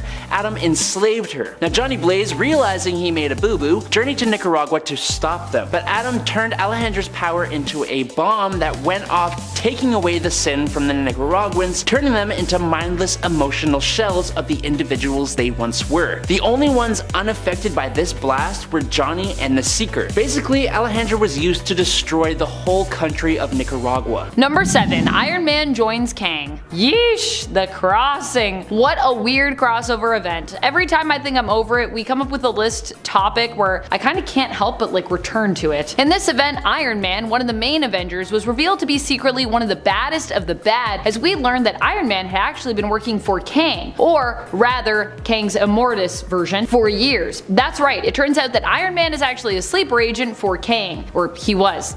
He kind of still is, because he kind of got reconciled into one being, but it's still the old Iron Man. Anyways, as weird as it sounds, this was actually an even worse weirdness than Captain America working for Hydra in my mind. At least that made more sense to me. Iron Man would fight against the Avengers, and when they struggled to defeat him, they called in a past version of himself for him to beat and almost kill. Number 6. Killing Starseed. There was a time in the 70s when Johnny Blaze Ghost Rider joined up with the team known as the Legion of Monsters. While not entirely bad, some of the characters here were monsters, and they did indeed give in to their monster tendencies. One such moment would come in Marvel Premiere number 28 in 1975, when a seemingly peaceful alien from a highly advanced race came and plopped a mountain down in California. It caused a bunch of earthquakes, which attracted the Monster Legion, and thanks to Morbius and Werewolf by Night, who gave in to their hunger, they attacked the alien. Now, admittedly, the Ghost Rider tried to intervene, but they still, as a group, caused the passing of Starseed, and he even helped them to get back their non-monstrous forms. So it was kind of rude. Number 5. Actually killed innocents. Other than Jamie, who Wolverine seemingly almost had killed but then ultimately did not have killed, and the countless other baddies that Wolverine has faced and defeated over the years, there are also other youngsters that Wolverine has been forced to take down. One of the worst moments where Wolverine has been forced to eliminate a youth happens actually outside of the main continuity in the Ultimate Universe, the reality of Earth 1610. Here, Wolverine is sent on a mission to do the X-Men's dirty work by taking out a young mutant who threatens the very rights mutants are basically fighting for. The sad part, it really isn't this kid's fault. His mutant power simply manifested without him knowing and caused him to accidentally vaporize the entire residents of his town, including seemingly his high school crush or his girlfriend or sweetheart and his parents. So really feels pretty bad, and you're like, wow, Wolverine, really, wow, that's what you're doing? But he's like, hey, I gotta protect the mutants or something by killing a mutant or something. Seems a little shady, the reasoning there. Number 4. Power Obsessed. Ghost Rider Danny Ketch was an interesting one for sure. His spirit of vengeance happened to actually be an ancestor of both him and Johnny Blaze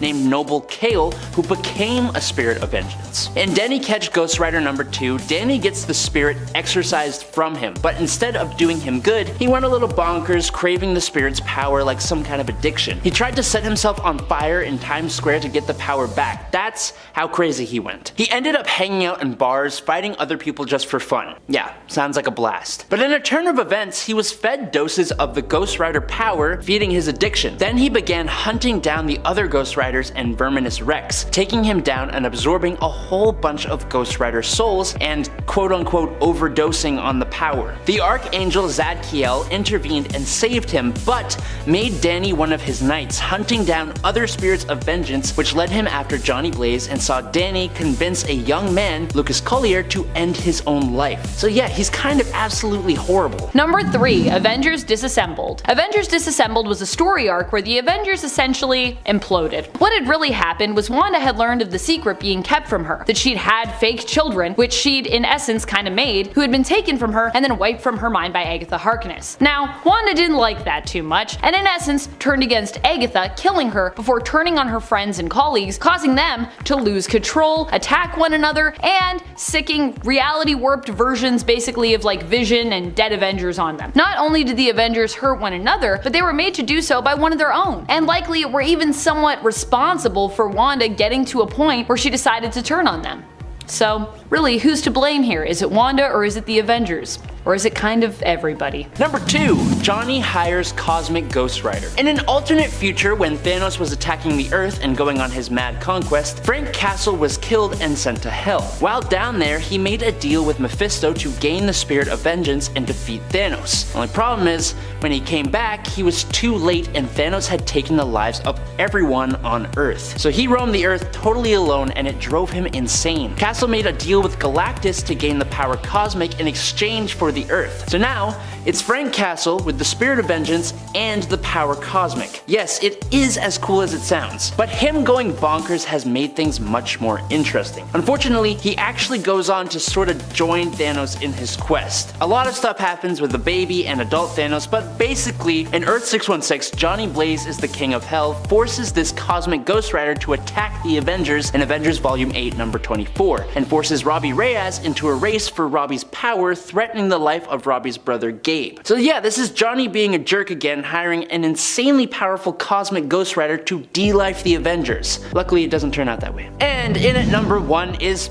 Cosmic Ghost Rider. But the question is, why would Johnny Blaze make Cosmic Ghost Rider go after the Avengers? And what's so wrong with that? Well, you see, Cosmic Ghost Rider in his quest against Thanos actually joined up with Thanos, like I said before. And then he went back in time to try and raise a baby Thanos to be a better Mad Titan, as in, like less death obsessed. This brought him into direct conflict with an alternate Guardians of the Galaxy led by Cable. Now when the fight finally starts, Cosmic Ghost Rider is trying to shield baby Thanos from the violence, so he hands the baby over to Uatu the Watcher and starts going to town on these Guardians. The only problem is Cable keeps using his time traveling abilities to bring back more and more heroes to take on this Cosmic Ghost Rider. By my counting, the insane Frank Castle Cosmic Ghost Rider took the lives of about 41 different time-displaced superpowered beings. And when he was finally overwhelmed, he had failed completely because he was saved by the baby Thanos, who took out the remaining heroes. And then a Punisher-dressed Thanos from the future shows up calling Frank dad. I don't know, it's insane. Just go read it. In its 10, Ultron 1320. Ultron 1320 comes to us from Earth 14622 and What If Age of Ultron number 1, an Earth where thanks to Wasp dying, Ultron is able to take over the world faster. Ultron was created to be the ultimate AI by Hank Pym to help the Avengers utilize their function better as a team. But with the untimely death of Pym's wife, Pym went on to create a more brutal version of Ultron, which was to replace the Avengers, which makes him technically the son of Hank Pym. So he's viable for this list, okay? But since he's a robot, I'm putting him at the top, don't worry, that's why he's here. But with this, Ultron's sentience began to constantly evolve, and he started the eradication of the human race by taking out such threats as the Avengers and the Defenders, while he left Pym alive to just watch everyone suffer. Ultron and his army of Ultron Sentinels then moved to Kola, Russia, so he could bore himself into the planet's core to create the ultimate version of himself, Ultron 1320. Ultron then had his minions batter and beat Pym unconscious until he woke up to find himself turned into Ultron 1321. This version also invaded other worlds, claiming Earth 62412, 23223, and 81223, but before being stopped on Earth 45162. That's a lot of numbers. And at 9, Wiccan. Billy Kaplan, also known by his superhero aliases Asgardian and Wiccan, is a superpowered warlock and the reincarnated son of the Scarlet Witch. He has spent time on numerous superhero teams including the Young Avengers and the New Avengers, and after Wiccan's powers overloaded during a battle with the Sons of the Serpent, the Avengers decided to keep him under observation. Hulkling and the other Young Avengers broke Wiccan out of holding and began to search for the Scarlet Witch. Accompanied by Magneto and Quicksilver, the team traveled to Transia and then to Latveria before discovering a depowered and amnesiac Wanda engaged to Doctor Doom. The rediscovery of Wanda did not go unnoticed though, as the Avengers soon arrived on the scene. Iron Lad teleported the Young Avengers and Wanda into the time stream, and they all went into the past and met a reanimated Jack of Hearts who was about to explode. After that, Wanda remembered who she was, regained her powers, and returned herself, the Young Avengers, and Scott Lang to the present. She then finally confirmed that Billy and Tommy were indeed her reincarnated sons, a story that seemingly will be adapted into the MCU come Doctor Strange in the Multiverse of Madness. In its 7, Osri T'Challa. Osri is the son of Black Panther and Storm. He was taken to safety by Iron Man along with James Rogers, Torrin, and Henry Pym Jr. to keep them all safe from Ultron. Osri, along with his other siblings, only knew of the Avengers through Tony's tales of their former glory days, and as the son of the Black Panther and Storm, Osri inherited their powers and abilities of the harp-shaped herb from his father, enhanced speed, agility, strength, endurance, healing, and senses. He also inherited the powers and abilities of electrokinesis from his mother. One day while he was playing hide and seek with Pym, the Vision arrived at the refuge. Tony tells everyone to wait in James's room until he tells them otherwise. While Osri is fine with waiting, the others aren't, and he fails at convincing them to wait as Tony instructed. When he failed, he and his siblings found a secret entrance to a repair bay under their parents' grave markers. As they searched, they found a room full of Iron Man style robots who resembled each of their parents. While James and Torrin lingered, Osri and Pym kept moving and managed to find Tony and the strange robot, which is actually the Vision. And then all the Avenger robots end up waking up, and then they go to fight Ultron as their programming intended, so then there's a whole kerfuffle. It's when they meet Francis Barton. Halfway through into number 5, Groot. Okay, so this is a pretty weird one, I have to admit. But technically speaking, baby Groot is the offspring of Groot. And while yes, he is also just Groot, baby and teen Groot are younger versions of Groot, and that's basically what a child is. Just a younger version of yourself. And while this may have been a asexually produced offspring, so what? This counts in my book. And while you may consider Groot a guardian of the galaxy and not an Avenger, he served as an Avenger for a time in both the comics and in the MCU. So you can back off, boy. Okay? This is a very meta number, I know, but we've included clones on lists like these before. This is close enough, it's fine with me. Kids are basically clones, we've talked about actual clones, so deal with it. And at 4, Sarah Rogers. In an alternate world where the heroes and villains assembled for the Secret Wars never left Battleworld, the location of the conflict, the combatants called a truce and settled down to raise families. Sarah Rogers was actually the daughter of Steve Rogers, Captain America, and the X-Men Rogue. In this reality, Rogue was referred to as Carol, indicating that the stolen psyche of the Avenger Carol Danvers was in control of Rogue's body, and given Sarah's existence, had learned to control Rogue's powers enough to conceive a child. Malefactor Vincent Von Doom, the son of Doctor Doom, tried to take over the Battleworld and return to Earth, in order to follow in his father's footsteps and conquer it, because of course. But Sarah led her fellow young heroes to stop Vincent, and along the way grabbed Mjolnir, proving her worthiness to wield the enchanted hammer. So, as a kid, yeah,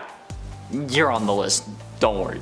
And at 3, Red She-Hulk. A mysterious female version of Red Hulk first appeared when the Red Hulk had gathered a team of mercenaries to hunt down Domino. After this group, called Code Red, not sponsored by Mountain Dew, found Domino, Wolverine slashed his claws across Red Hulk's face, blinding him until his healing factor restored his eyesight. Wolverine was about to deliver the killing blow to Red Hulk when Red She-Hulk appeared, blindsiding him. Red She-Hulk protected Red Hulk long enough in challenging Wolverine. However, just as Red Hulk began to trust Red She-Hulk, she double-crossed him and plunged Elektra's stolen Psy into his neck. Code Red were gathered in the sewers and awaited orders from Samson. Their encounter ended with Red She-Hulk kicking Red Hulk off the Empire State Building. She was then captured by Hank Pym, but her identity was finally revealed when she was stabbed with a sword by Scar and reverted to her human form, revealing her to be Betty, Thaddeus Ross, aka Red Hulk's daughter. And Red She-Hulk has gone toe-to-toe with Hulk in a battle that resulted in both of them dying before being brought back by a wish that Hulk had made earlier.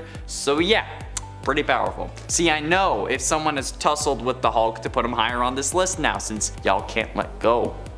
But ultimately, and at number 2, Scar. Scar was the progeny of Hulk and Sierra the Old Strong. After Ciara's death, I'm sorry if I'm saying that wrong, a cocoon containing Scar fell into the Lake of Fire. After a period of time, Scar emerged from this cocoon, appearing to be the age of a human boy. A year later, he appeared to have grown into a young adult, and spent time in the swamps with old Sam, who attempted to raise, teach, and guide him after he discovered him shortly after the Shadow People burned tattoos into his skin. It took old Sam months to get him to wear a loincloth and speak, although to be fair, it would have also taken him a few months to get me to wear a loincloth. As the son of the Hulk though, Scar presumably possesses the capacity for vast, if not limitless levels of physical strength among other capabilities, ones which are either fueled by intense anger like his father or via channeling the old power. Once having absorbed 100 trillion tons of kinetic energy from a city to fight the Hulk, he sent Juggernaut flying into space with ease, punching beings miles away, just a lot. And not only that, but thanks to his mother, Scar also possesses the powers of the Shadow People, known as the Old Power, which allows him to connect to and manipulate the planet's energies, basically giving him lava and earthbending skills.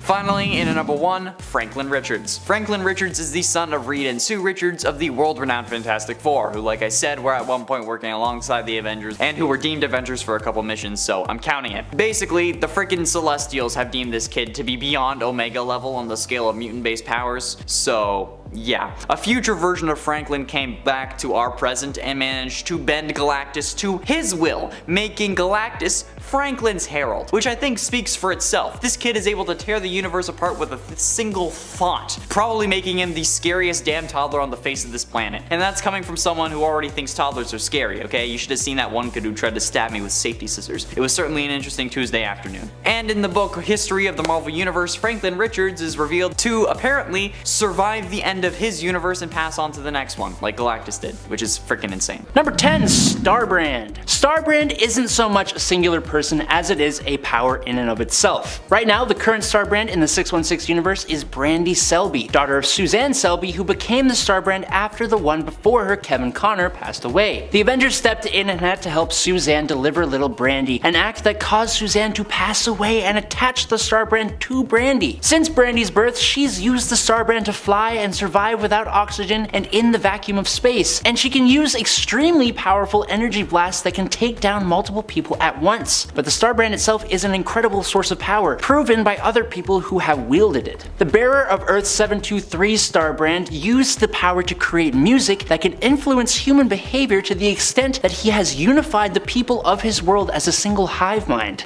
On Earth 541, the Starbrand bearer has conquered his world and installed himself as the head of a benevolent monarchical dictatorship, but like a good one that actually somehow works despite the lack of freedoms. Number 9, Mantis. Mantis actually got her start in comics when she used her abilities to reform Swordsman or Jacques Duquesne, which actually got her into the Avengers. Mantis's powers and abilities are more than what you may have gathered from her film counterpart. Mantis has complete control over her body, which in turn gives her peak human agility, the ability to accelerate healing through force of will, and an empathic nature, enabling her to communicate telepathically with and sense the emotions of others as psychic vibrations. She can also control her heart and respiratory rate and blood flow. Her master of the Kotati priest's martial arts, which focuses on the manipulation of nerve endings and pressure points, has enabled her to knock out beings as powerful as Thor, and her telepathic and empathic abilities are improved upon thanks to her 2 little antennae she has coming out of her head. It doesn't stop there though. Mantis also gained abilities when she merged with the Kotati, such as being able to communicate with both plants and animals and survive in space in a physically solid energy form. She can transfer herself from plant life to plant life across interstellar distances or dimensions, creating a new body from the plant life where she ends up. She can transmit and receive telepathic impressions, she has precognitive powers, and more recently she can fire powerful pyrokinetic energy blasts, form energy shields, communicate directly with cosmic beings such as eternity and death, and completely control her personal energies as well as her physical form. Number 8,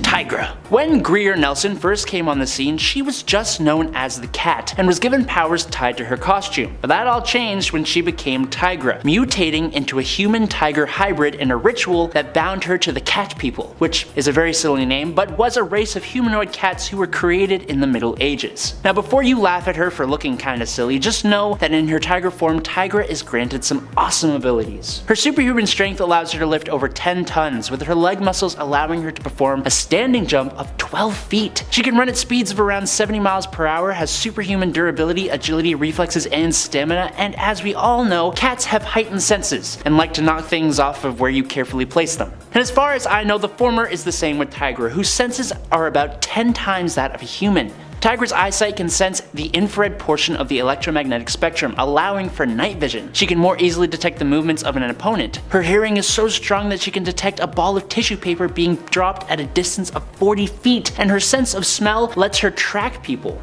More than that, she can even detect subtle alterations in the composition of perspiration that reflects mood or emotions and is highly sensitive to pheromones. Her claws and fangs can cut through steel, and like Mantis, she is an empath able to enhance and control emotions to a degree. Number 7. Beast. Beast is Hank McCoy, one of the original members of the X-Men and also one of the brainiest members of the Secret Avengers. He ends up being recruited for his brilliant mind, but there is a lot that Beast brings to the table when it comes to his skill and his power set. In the comics, it's also been established that he is incredibly, impossibly agile and dexterous. He also possesses superhuman strength, endurance, and durability. He has a healing factor which allows him to recover more quickly than most from injuries, and also slows his aging. His senses are heightened, and he has strong telepathic defenses which can protect him against even some of the strongest psionics in the world of Marvel. He also has a few unique powers, such as his ability to be aware of the time stream, which makes him more aware if something is altered or otherwise out of place within it. He's also believed to have some level of pheromone powers. In other words, you really shouldn't underestimate Beast. I don't say it enough, but he truly is a beast of a superhero who brings a lot to the table. I'm happy I was able to put him on this list. Do you agree that Hank should be above Ant-Man? I don't know, but I think he deserves it, you know?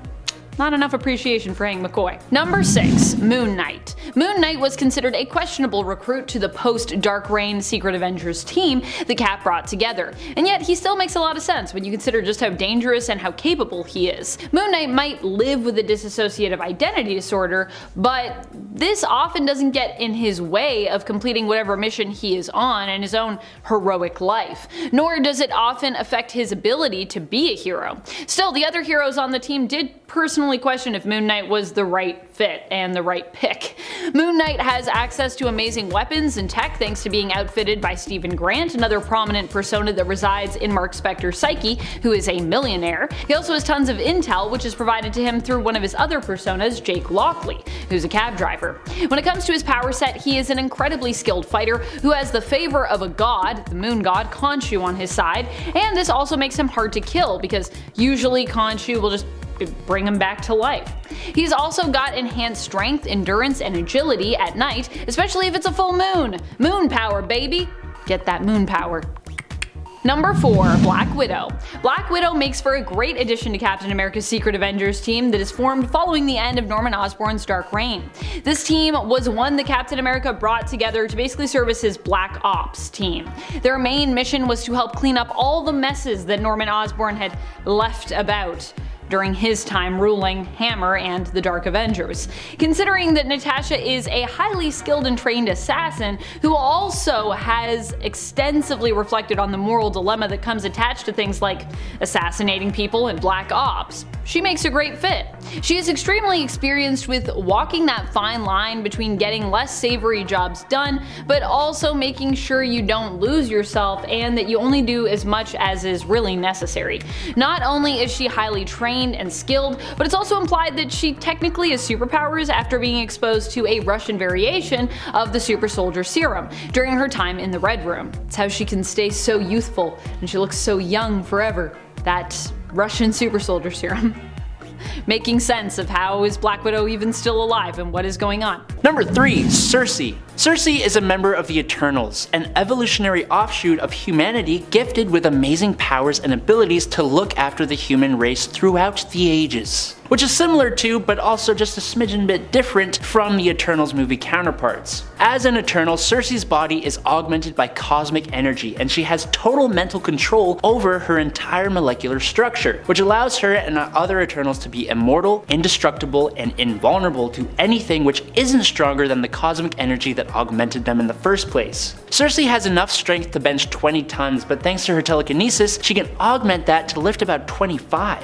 Her telekinesis also allows Cersei to fly at about 760 miles per hour. She can project cosmic energy in heat, light, or concussive blasts. She has telepathy that allows her to hypnotize weak-minded fools. She can teleport, but hates it, and she is even able to project images from her mind, which is a super cool ability. Those are all the powers we don't see in the Eternals movie though, because arguably the ability that she has the most talent in is her matter transmutation ability, which allows Cersei to transmute nearly any item or being into almost whatever she wishes. Number 2. Darkhawk. The coolest name for the strangest mashup of ideas. Christopher Powell was the son of a cop and a district attorney. When he witnessed his father taking a bribe from a mob boss, he stumbled upon an amulet that gave him the ability to transfer his consciousness to the Darkhawk armor. Now this ancient Shi'ar magical armor is very cool, and it gave its user quite the set of abilities. Obviously the classic superhuman strength, speed, durability, agility, and reflexes are all here in excess, but the armor allowed for armament conjuration from the extra-dimensional expanse, and could manifest mutations from Chris's body at will. The armor had glider wings that allowed him to fly on air currents,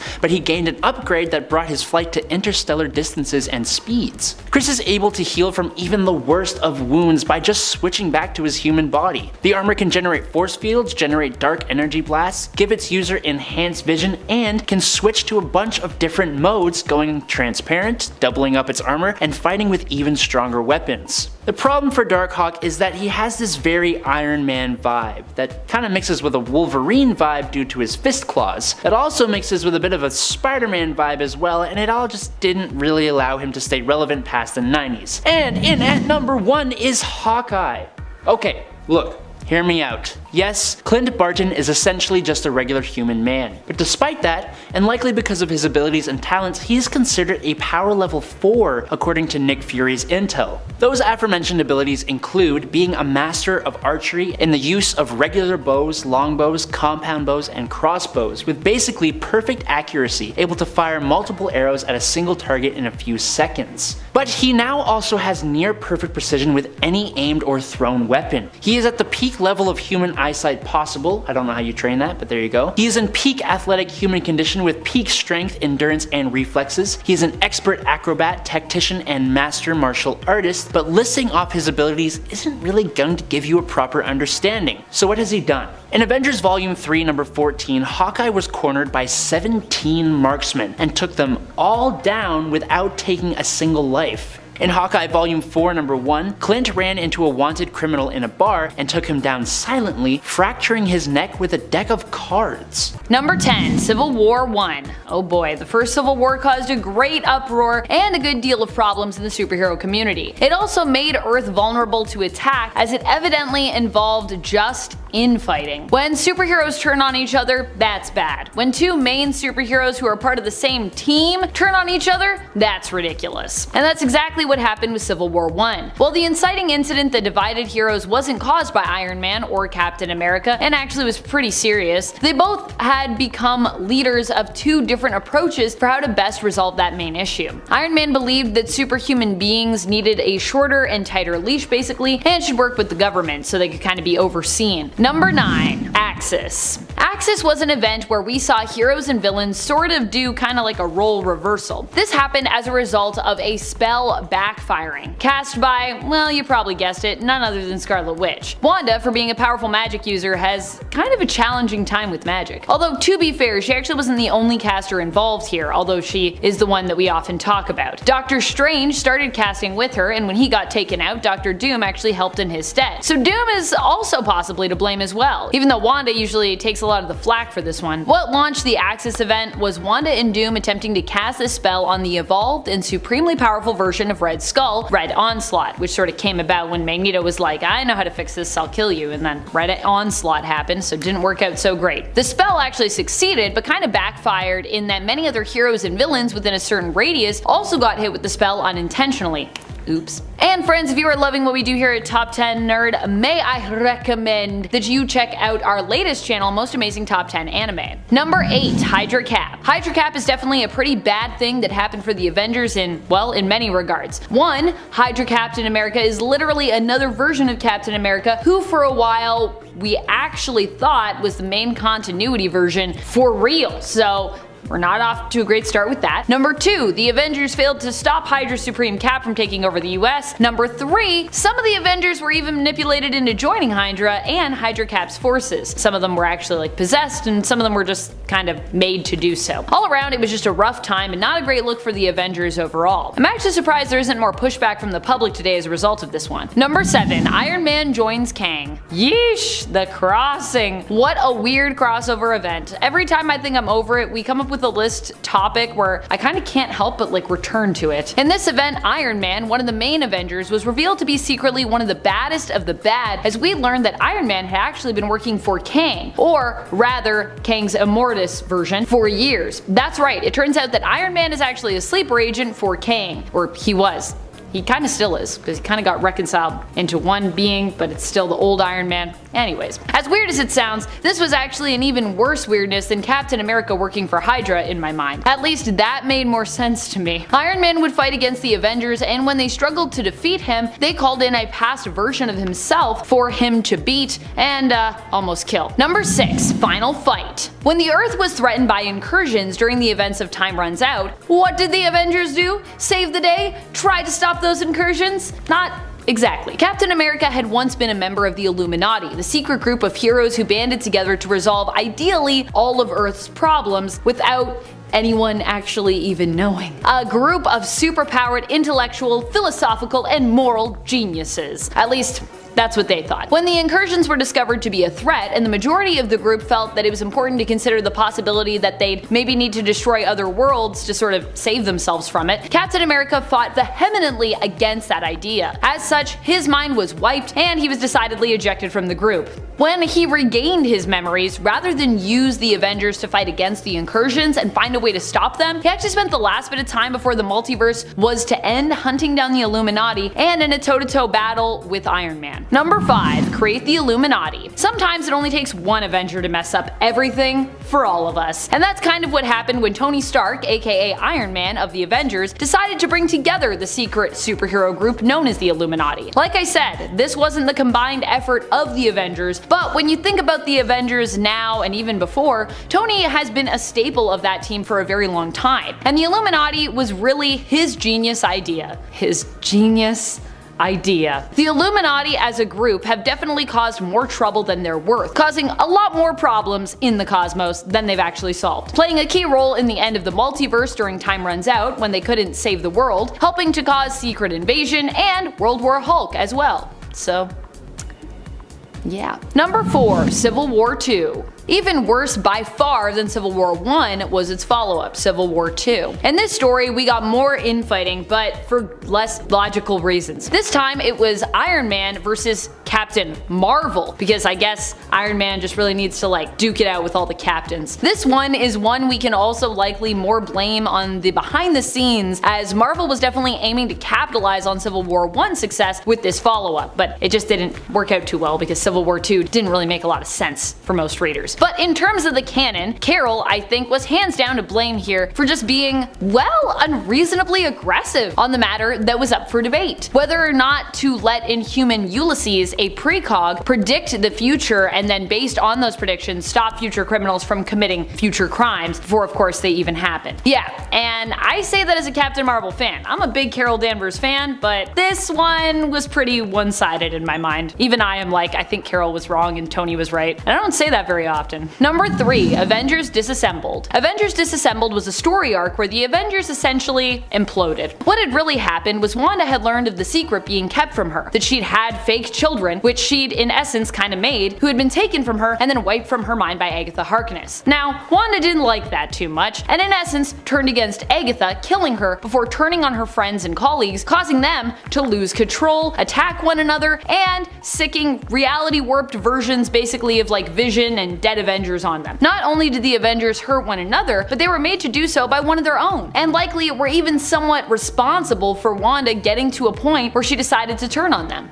So really, who's to blame here? Is it Wanda or is it the Avengers? Or is it kind of everybody? Number 2, ignoring Scarlet Witch. Avengers Disassembled was bad, but likely what was worse was that it kind of could all have been avoided if the rest of the team had simply, I don't know, cared more about their teammate and friend, Wanda. Scarlet Witch had a lot happen to her, and although this is of course superhero comics where every day that you're alive there's a threat of trauma or, of the world ending, or both, there had been many signs that Wanda was not in a good place. Rather than do something about it or, attempt to, I don't know, get her help, mainly the Avengers just went on as though everything was fine. I mean, I know they all each have a lot individually going on, but come on guys. If you have someone with reality warping powers on your team and they are using those powers to create fake children, which then disappear without a trace after they also lose their life partner thanks to them basically being taken apart, mind wiped, and rebuilt as a blank slate without emotion, you might think to offer them some help or, at least check in to see like if they need anything, if they need a hug or a conversation. I'm not blaming them for what Wanda did, but I would at least like to hold them accountable for being pretty much awful friends to her in her time of need. Number 1, no more mutants. Probably one of the worst things that at least one of the Avengers did was to threaten all of the mutant kind's existence with just, a few words. Although admittedly, this wasn't so much Wanda's fault as it was Marvel's, who of course needed some reason to get rid of mutants for a bit because, they'd sold the rights away and they weren't really profiting as much from comics involving mutants at that time, and they simply had too many of them. But reasoning behind the story aside, during House of M, Wanda in the end struck out at all mutants because her father, she felt, was more obsessed with fighting for mutant rights than he was with his actual own flesh and blood family. Although we'd later learn that Scarlet Witch and her brother Quicksilver weren't even really like flesh and blood family. To begin with, part of the reason that Wanda suffered the mental break, which caused House of M and later M Day, had to do with the fact that her friends and Avengers didn't seem to notice or perhaps care that Wanda was suffering as a result of losing her children. And in fact, let us not forget that Janet Van Dyne, the Wasp,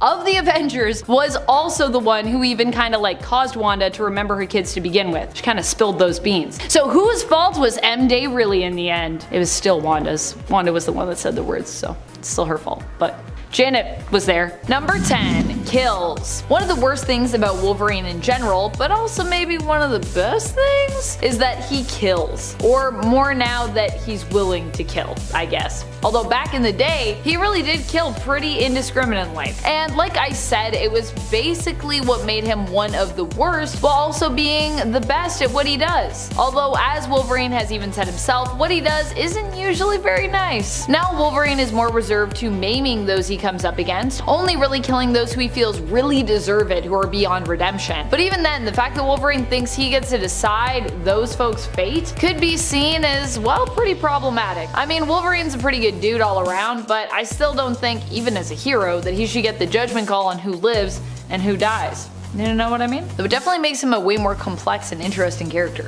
I will say that, so it is good in that way. Number 9, almost killed an innocent. During his first long-running Wolverine series, Wolverine at one point must face off against Lady Deathstrike. The first time around that this happens in the series is back in the past, after Wolverine has seemingly traveled back in time via a picture. It makes a lot more sense if you read the story, but it's basically what happens. While attempting to escape Lady Deathstrike and defeat the German World War II soldiers who have infiltrated the part of Spain Wolverine is in, he and the rebels are faced with the decision of what to do with a young prisoner who has seen too much and could cause them to be captured if he's forced to talk. Prisoner's name is Jamie, by the way. I didn't write that down, but I know that, just in case you're wondering. One of the options on the table is to simply take out the prisoner Jamie, but because of his age, Wolverine ultimately helps to let the boy go and set him free. However, for a small moment there, it is implied that Wolverine has basically made the other choice and decided to kill the prisoner rather than let him walk free, with a promise that he won't tell anyone what he has seen or heard about where the rebels are headed. It's a very shocking moment where you're like, wait, did that just happen? Don't worry, it didn't happen. Oh, it only almost happened. happened. The notion was entertained, and that I think is still pretty bad. Number 8. Relationship with Squirrel Girl. Wolverine's relationship with Squirrel Girl, as was established in New Avengers,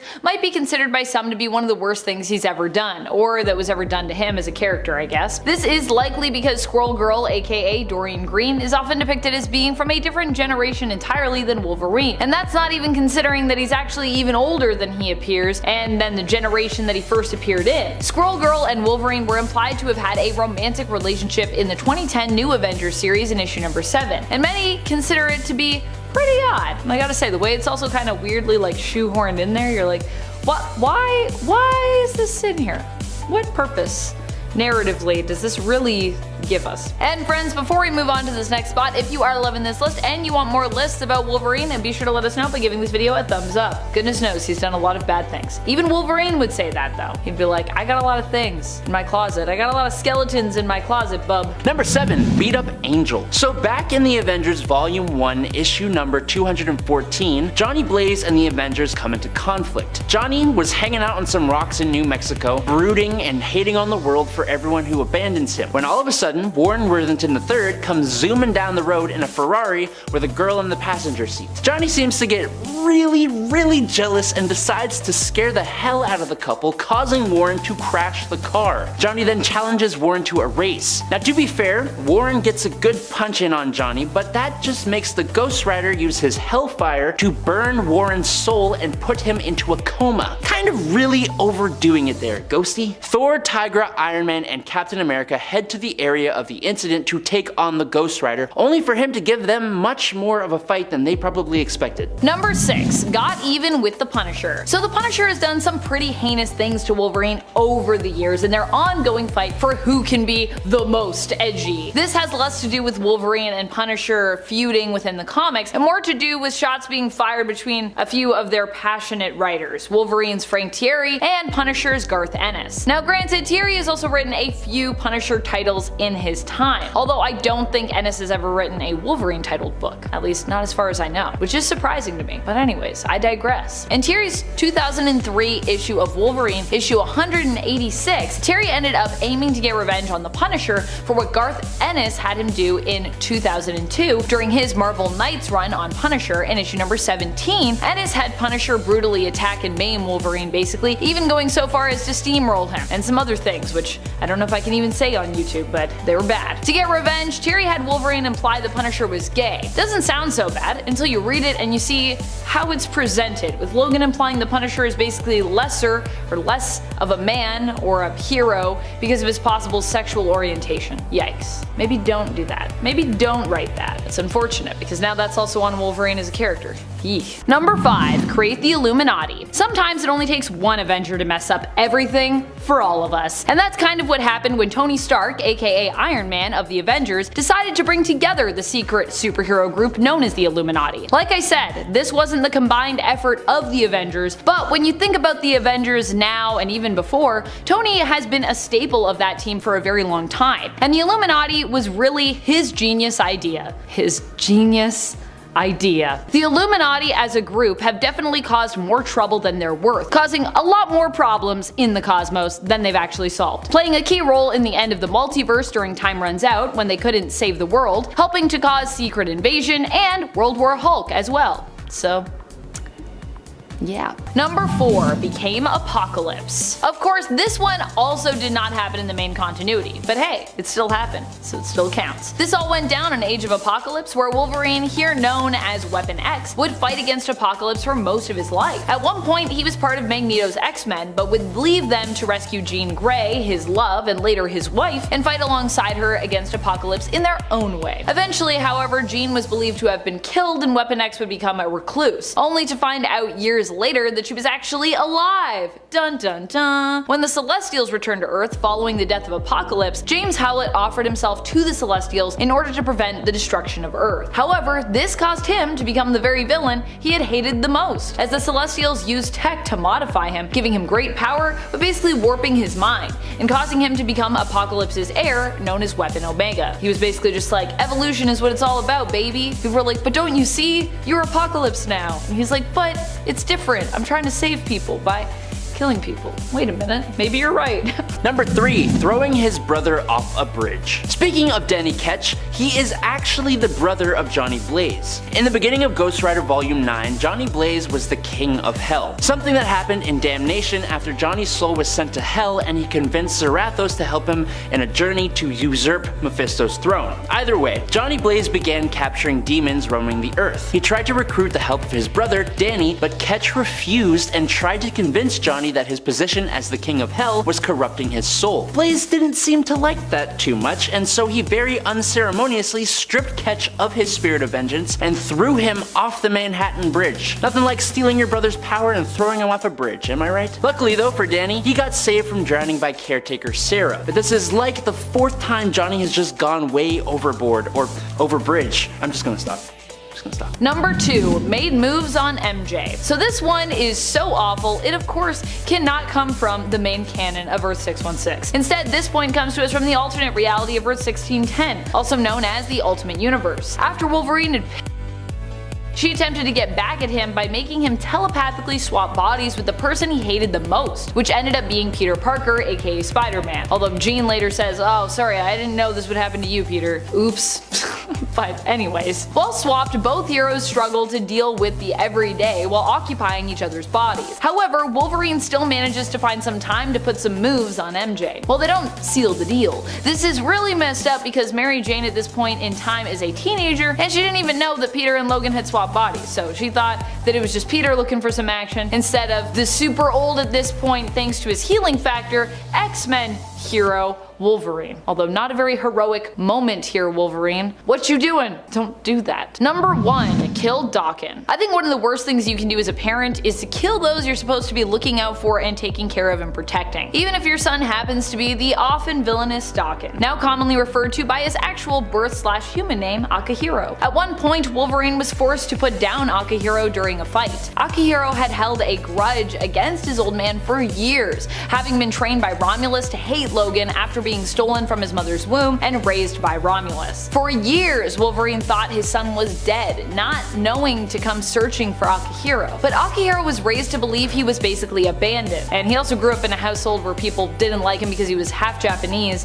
and half Canadian, so that was another issue. Thanks to some plotting from the devious and diabolical mind of Victor Creed, aka Wolverine's nemesis Sabretooth, Wolverine was forced into a death match with Daken, a match that ended with Wolverine killing Akihiro, drowning him in a puddle, while sadly thinking of what could have been had Akihiro been given a chance at a semi-normal life, being raised by Wolverine and of course his now deceased mother Itsu. What would it have been like if their life had been happy? We'll never know because he gets drowned in a puddle. But don't worry, Akihiro's alive and well now, so it all fixed itself. And now he and Wolverine are on great terms, so never mind, I guess. Number 10. Amora and Thor hybrid clones. One of the only children, if you want to call them that Thor actually has in the main continuity were actually genetically engineered by a man named Price, who was a scientist. A mad scientist, I would say. A scientist who ate one too many mushrooms and then had a vision of Yggdrasil. Because of his vision, he believed that after Ragnarok, a new superior race of beings would come into existence, and after getting genetic samples from both Amora and Thor, created clones of those two people together, who for some reason were all male, but anyways. They had no individual names, but were simply known as Price's clones. He created them to help him build the world engine, which would usher in the new superior race meant to come into existence following Ragnarok, as per Price's vision. There is also a lot of romantic tension in this story between Thor and Amora, where they both end up confronting Price and his creations. Also, all of them are bald, which I feel like if they're Thor and Amora clones, I feel like they should have lots of hair. In my mind. Both of those people got lots of hair. Number 9. Modi the Angry. This Modi is the son of a past version of Thor, so not the Thor that we know from 616, but technically this Modi would be from 616. He is one of the few survivors of a past Ragnarok event. The Eye of Odin tells main continuity Thor about this tale, showing him the Ragnarok that had happened and a past version of Thor's place in it. While this past version of Thor died in a fight against the Serpent, he was survived by his two sons, one of which was Modi. We don't know much about Modi, we don't even seem to know who his mother was. Technically, Modi is the son of a past Thor, but all versions of Thor's children are welcome on this list, so that's that's why we can count them. Especially as in the main continuity, Thor, like I said, doesn't really have kids. Not even in the comics. A lot of them are alt kids from alternate realities. Modi has bright red hair and seems to be armed with daggers. While we don't know much, we do know he was strong enough to survive Ragnarok, which completely ravaged the Nether Realms. And that's pretty impressive. And friends, before we move on to this next spot, if you are loving this list and you're loving our channel, please head on over to our Facebook page where you can also show us your love by clicking that like and clicking that follow. Whoa, whoa, whoa, whoa! Number 8. Magni the Stronger. This Magni is another son of past Thor who also makes his first appearance alongside his brother Modi in the original Thor series in issue 293. Where Modi is known as the Angry, Magni is known as the Strong. Throughout the various alternate universes we've seen, Magni would become a more preferred name as well for Thor's potential children. Well, one of the preferred names. There's a couple. Whether it be a past version of Thor or possibly a future version of Thor, Magni is a name that we will see again. Like Modi, Magni also is one of the few to survive Ragnarok despite the destruction of the Nether Realms, which, as I said, is pretty dang impressive because, yeah, Ragnarok usually kills everybody. Also, Magni and Modi both prove together in the following issue that they are both strong enough of will to resist the temptation to use their father's hammer Mjolnir to rule over the other surviving Asgardians, and that they are strong enough of might to hurl it away from them all the way through space and down to Midgard with a single mighty toss. It's a joint toss, but still, that's pretty impressive to me.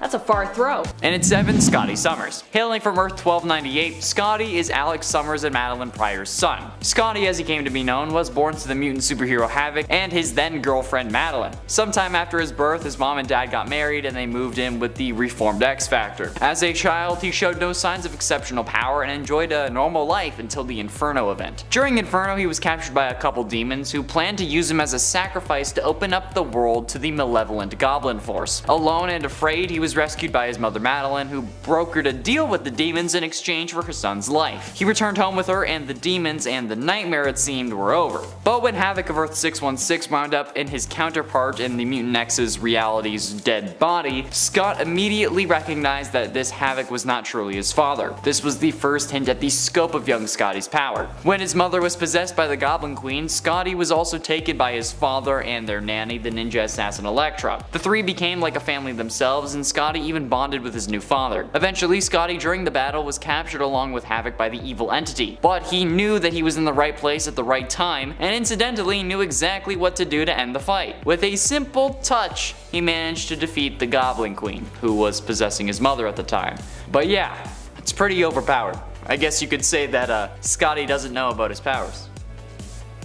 And at 6, Vision. The MCU Vision is in essence the son of Tony Stark, Bruce Banner, Ultron, and Thor, which is honestly a really weird combination. Or if you want to get more technical, I guess Thor and Ultron are closer to his parents, with like Tony and Bruce basically being his grandparents, aside from the whole using Jarvis to make Vision thing. So I guess technically, by that logic, Tony is also Vision's father and grandfather. What?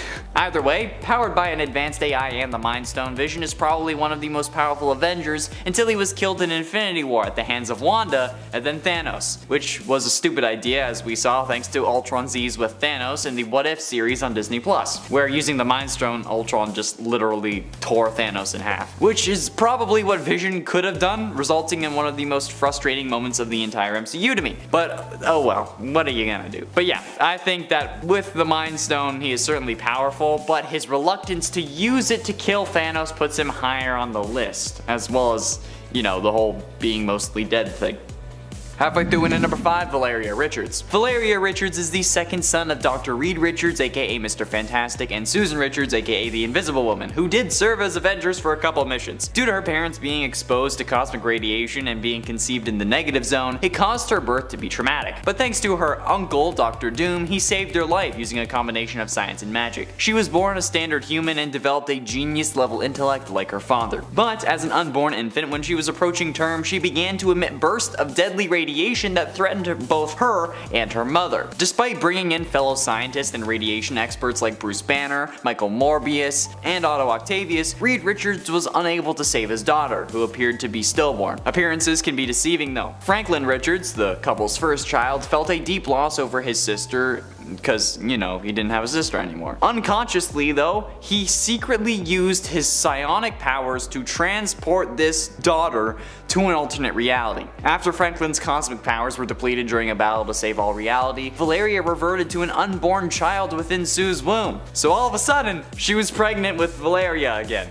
Yeah, Sue then came to term, but again her life was threatened by bursts of radiation from the child. However, this time Johnny Storm enlisted the aid of Dr. Doom, who was able to save her, but not without a price. Number 3. Woden Thorson. Woden Thorson is the son of Thor and Sif from the 31st century, and this alternate take on the future appearing in Guardians of the Galaxy and known as Earth 691, Woden would suffer initially from having an absent father. Thor could basically not give up adventuring, leaving Sif mainly alone to parent their son. It wasn't until Thor was forced to stay home by Odin that Woden became a potential heroic figure, learning from his father and actually taking pride in his heritage and his people as he learned more about them from Thor. Although why Sif wasn't able to instill this in Woden herself, also being a warrior from Asgard, I'm not really sure, but hey, sometimes I guess you just need your dad around, you know, that's fine. Thor would spend more and more time at the Mead Hall, prompting Woden to leave home. However, he would later return after Loki and his Inhuman army had taken over, and he returned to fight against his evil uncle. Loki would be defeated by Woden, who wielded Mjolnir in the battle, as well as father was no longer worthy to lift the hammer. Woden was. Number 2. Magni. This Magni is typically the one that we talk about when we are talking about the son of Thor,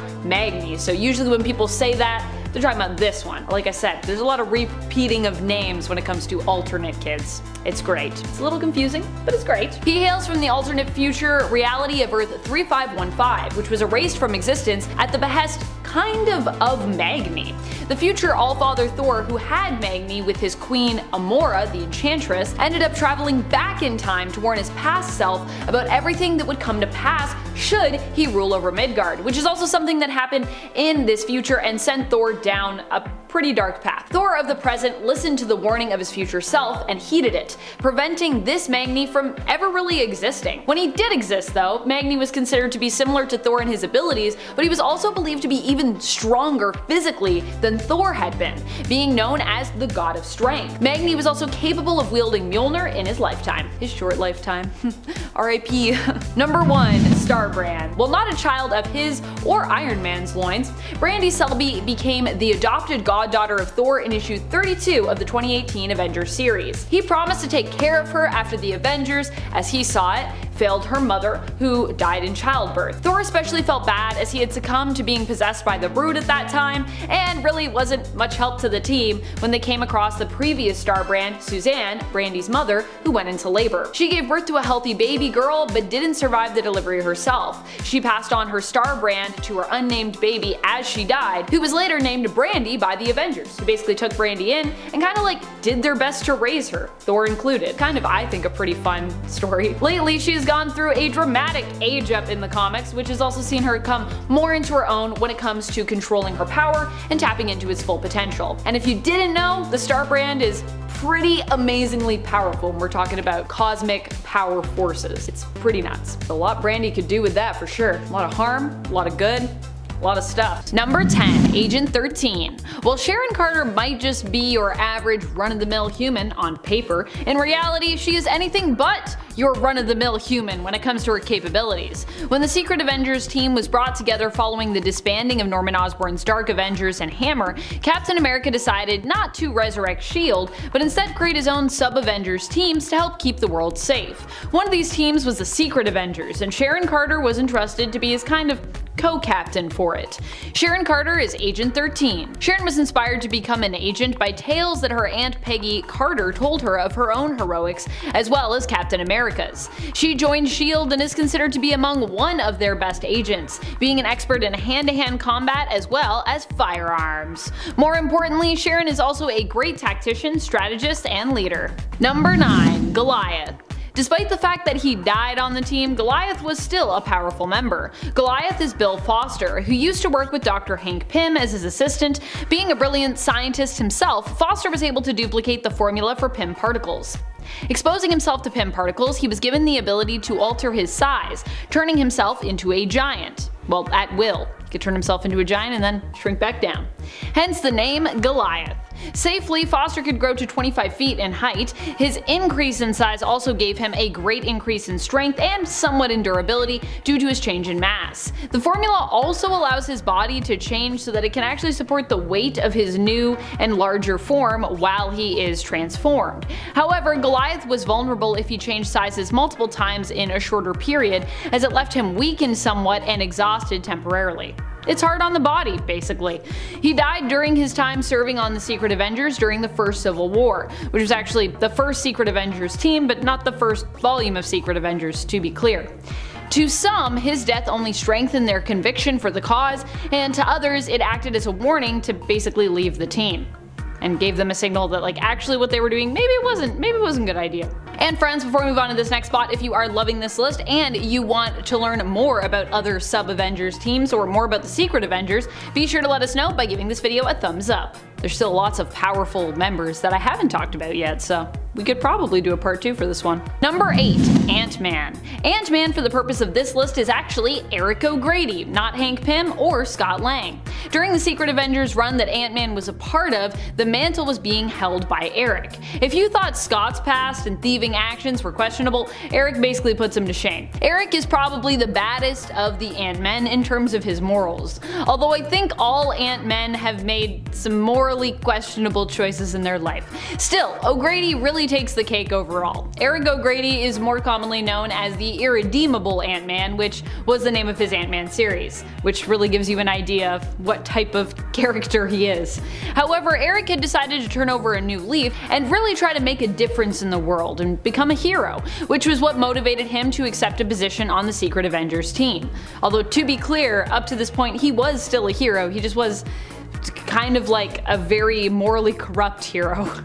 He possesses the Ant-Man suit, which gives him his powers, allowing him to change size, shrinking down, and later growing in size as well. He can also communicate with and command insects. Can also, I think, do some cool energy blasty stuff. So he's pretty powerful. But still, it's Eric O'Grady. It's not like Hank Ant-Man. I think those are two different levels. At number 7, we have the world breaker himself, the Incredible Hulk. Need I expound on this one? The Hulk has always been known as one of the Avengers' most valuable assets, and even with his weakness being that he lacks control over his actions, his power level alone outbalances that shortcoming by a long shot. Besides, part of what makes the Hulk so important to the team is that he's unhinged. If he actually had a conscience, it would be argued that he wouldn't exude quite as much strength at times, considering a lot of it is confused rage induced. In Marvel Comics Presents number 52, he destroys an asteroid twice the size of Earth, he tears the fabric of reality in The Incredible Hulk number 126, and during Secret Wars he holds up a mountain range on his own to protect his fellow Avengers. And as often as he causes problems for Earth, he has also protected it from cataclysmic events many times, like the time when he prevents an earthquake with his own hands. This hero is probably the strongest on the list in terms of brute fighting strength, and if we'd made this list about 20 years ago, he'd probably be in the top 3. But these days, there are just more to come that simply deliver just a little bit more than sheer brute strength. Like Hyperion, who's in our number 6 spot. Known by some as the Superman of Marvel, Hyperion has a ridiculously impressive power set and a very complex motivation for heroism. Although there are plenty of different iterations of this hero, the one most commonly known to be an Avenger originates from a recently destroyed universe. And what's more is that he has to relive this experience in his mind repeatedly due to his non-linear light-based memory. This is important to note on a list about power because it really explains why this hero puts so much into his work as a superhero, to create happier memories for him to experience in perpetuity. But an even better gauge for his powers are his feats as a hero, such as the time when he lifts Atlantis, yes the city, and destroys it single-handedly before beheading Namor in 2016 Squadron Supreme number 1. He's also got extreme speed while flying, traveling from Nevada to Sumatran and back in less than a minute. That's speed that could contend with some speedsters, and Hyperion does it while flying. At number 5 is Blue Marvel. A very underrated and underdiscussed hero given his power levels, Blue Marvel has a stint as an Avenger, and no one really talks about it. Known to be as powerful as Thor and the Hulk, Blue Marvel has redirected enormous asteroids single-handedly, as well as sending Sentry into space with one punch. But he isn't known only for his brute strength. His matter manipulation is equally powerful and impressive, giving him the ability to transmute matter at a molecular level and harness antimatter at will. This makes him an excellent support member to the Avengers as well, giving him the ability to heal the wounds of his allies. And let's be honest, a hero adept with molecular manipulation powers doesn't often also have the strength to one-shot Ultimate Hulk or three-shot King Hyperion and contend against the Avengers after just returning from a 40-year retirement. Nor do they have Reed Richards saying that they might be 3 times smarter than Dr. Doom. But Blue Marvel does. He has all of this under his belt. There's just nobody out there quite like him. Other than maybe the guy who sits in our number 4 slot, Sentry. Although he is known to be one of the more troubled and self-sabotaging heroes in the Marvel Universe, Sentry's insane power levels and diverse power set still rank him at our number 4 slot on this list. Much like Blue Marvel, Sentry has Hulk-like strength as well as transmutation abilities, except he also deals with psionic energy as well as light manipulation. And he can also regenerate his molecules from nothing, meaning that he will always exist unless someone finds a very crafty way of combating or undoing this ability. The only caveat to all this is that Sentry has this evil alter ego called the Void, who is known to be even more powerful than he is, and is known as the being to have destroyed Asgard in the Siege storyline. And even though Sentry has struggled with mental illness, causing his abilities and heroic feats to be rather inconsistent, the fact of the matter is that Sentry is one of the most powerful heroes in the universe, not just the Avengers. Number 3, Valkyrie.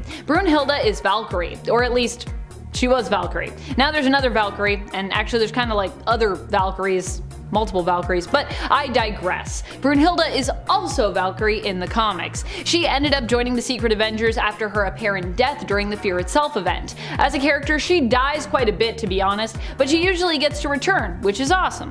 As an Asgardian, Brunhilde has powers that come from just being of Asgard. She has superhuman strength, speed, durability, reflexes, has slowed aging and an increased lifespan, and of course she can self-heal. Although as I said, that doesn't always save her from dying, which happens. Number 1, Nova. Nova is Richard Rider. He basically came on to act as a Secret Avengers powerhouse when Captain America originally banded this team together after Hammer was disbanded, which I think means he gets our top spot by default. Also, Nova is just insanely powerful due to him being the host of the Nova Force. He only ended up sticking around for the first arc of the first Secret Avengers series volume, as he had to go do some cosmic stuff and he was pulled away, but he was still a member for a time, so we can still count him.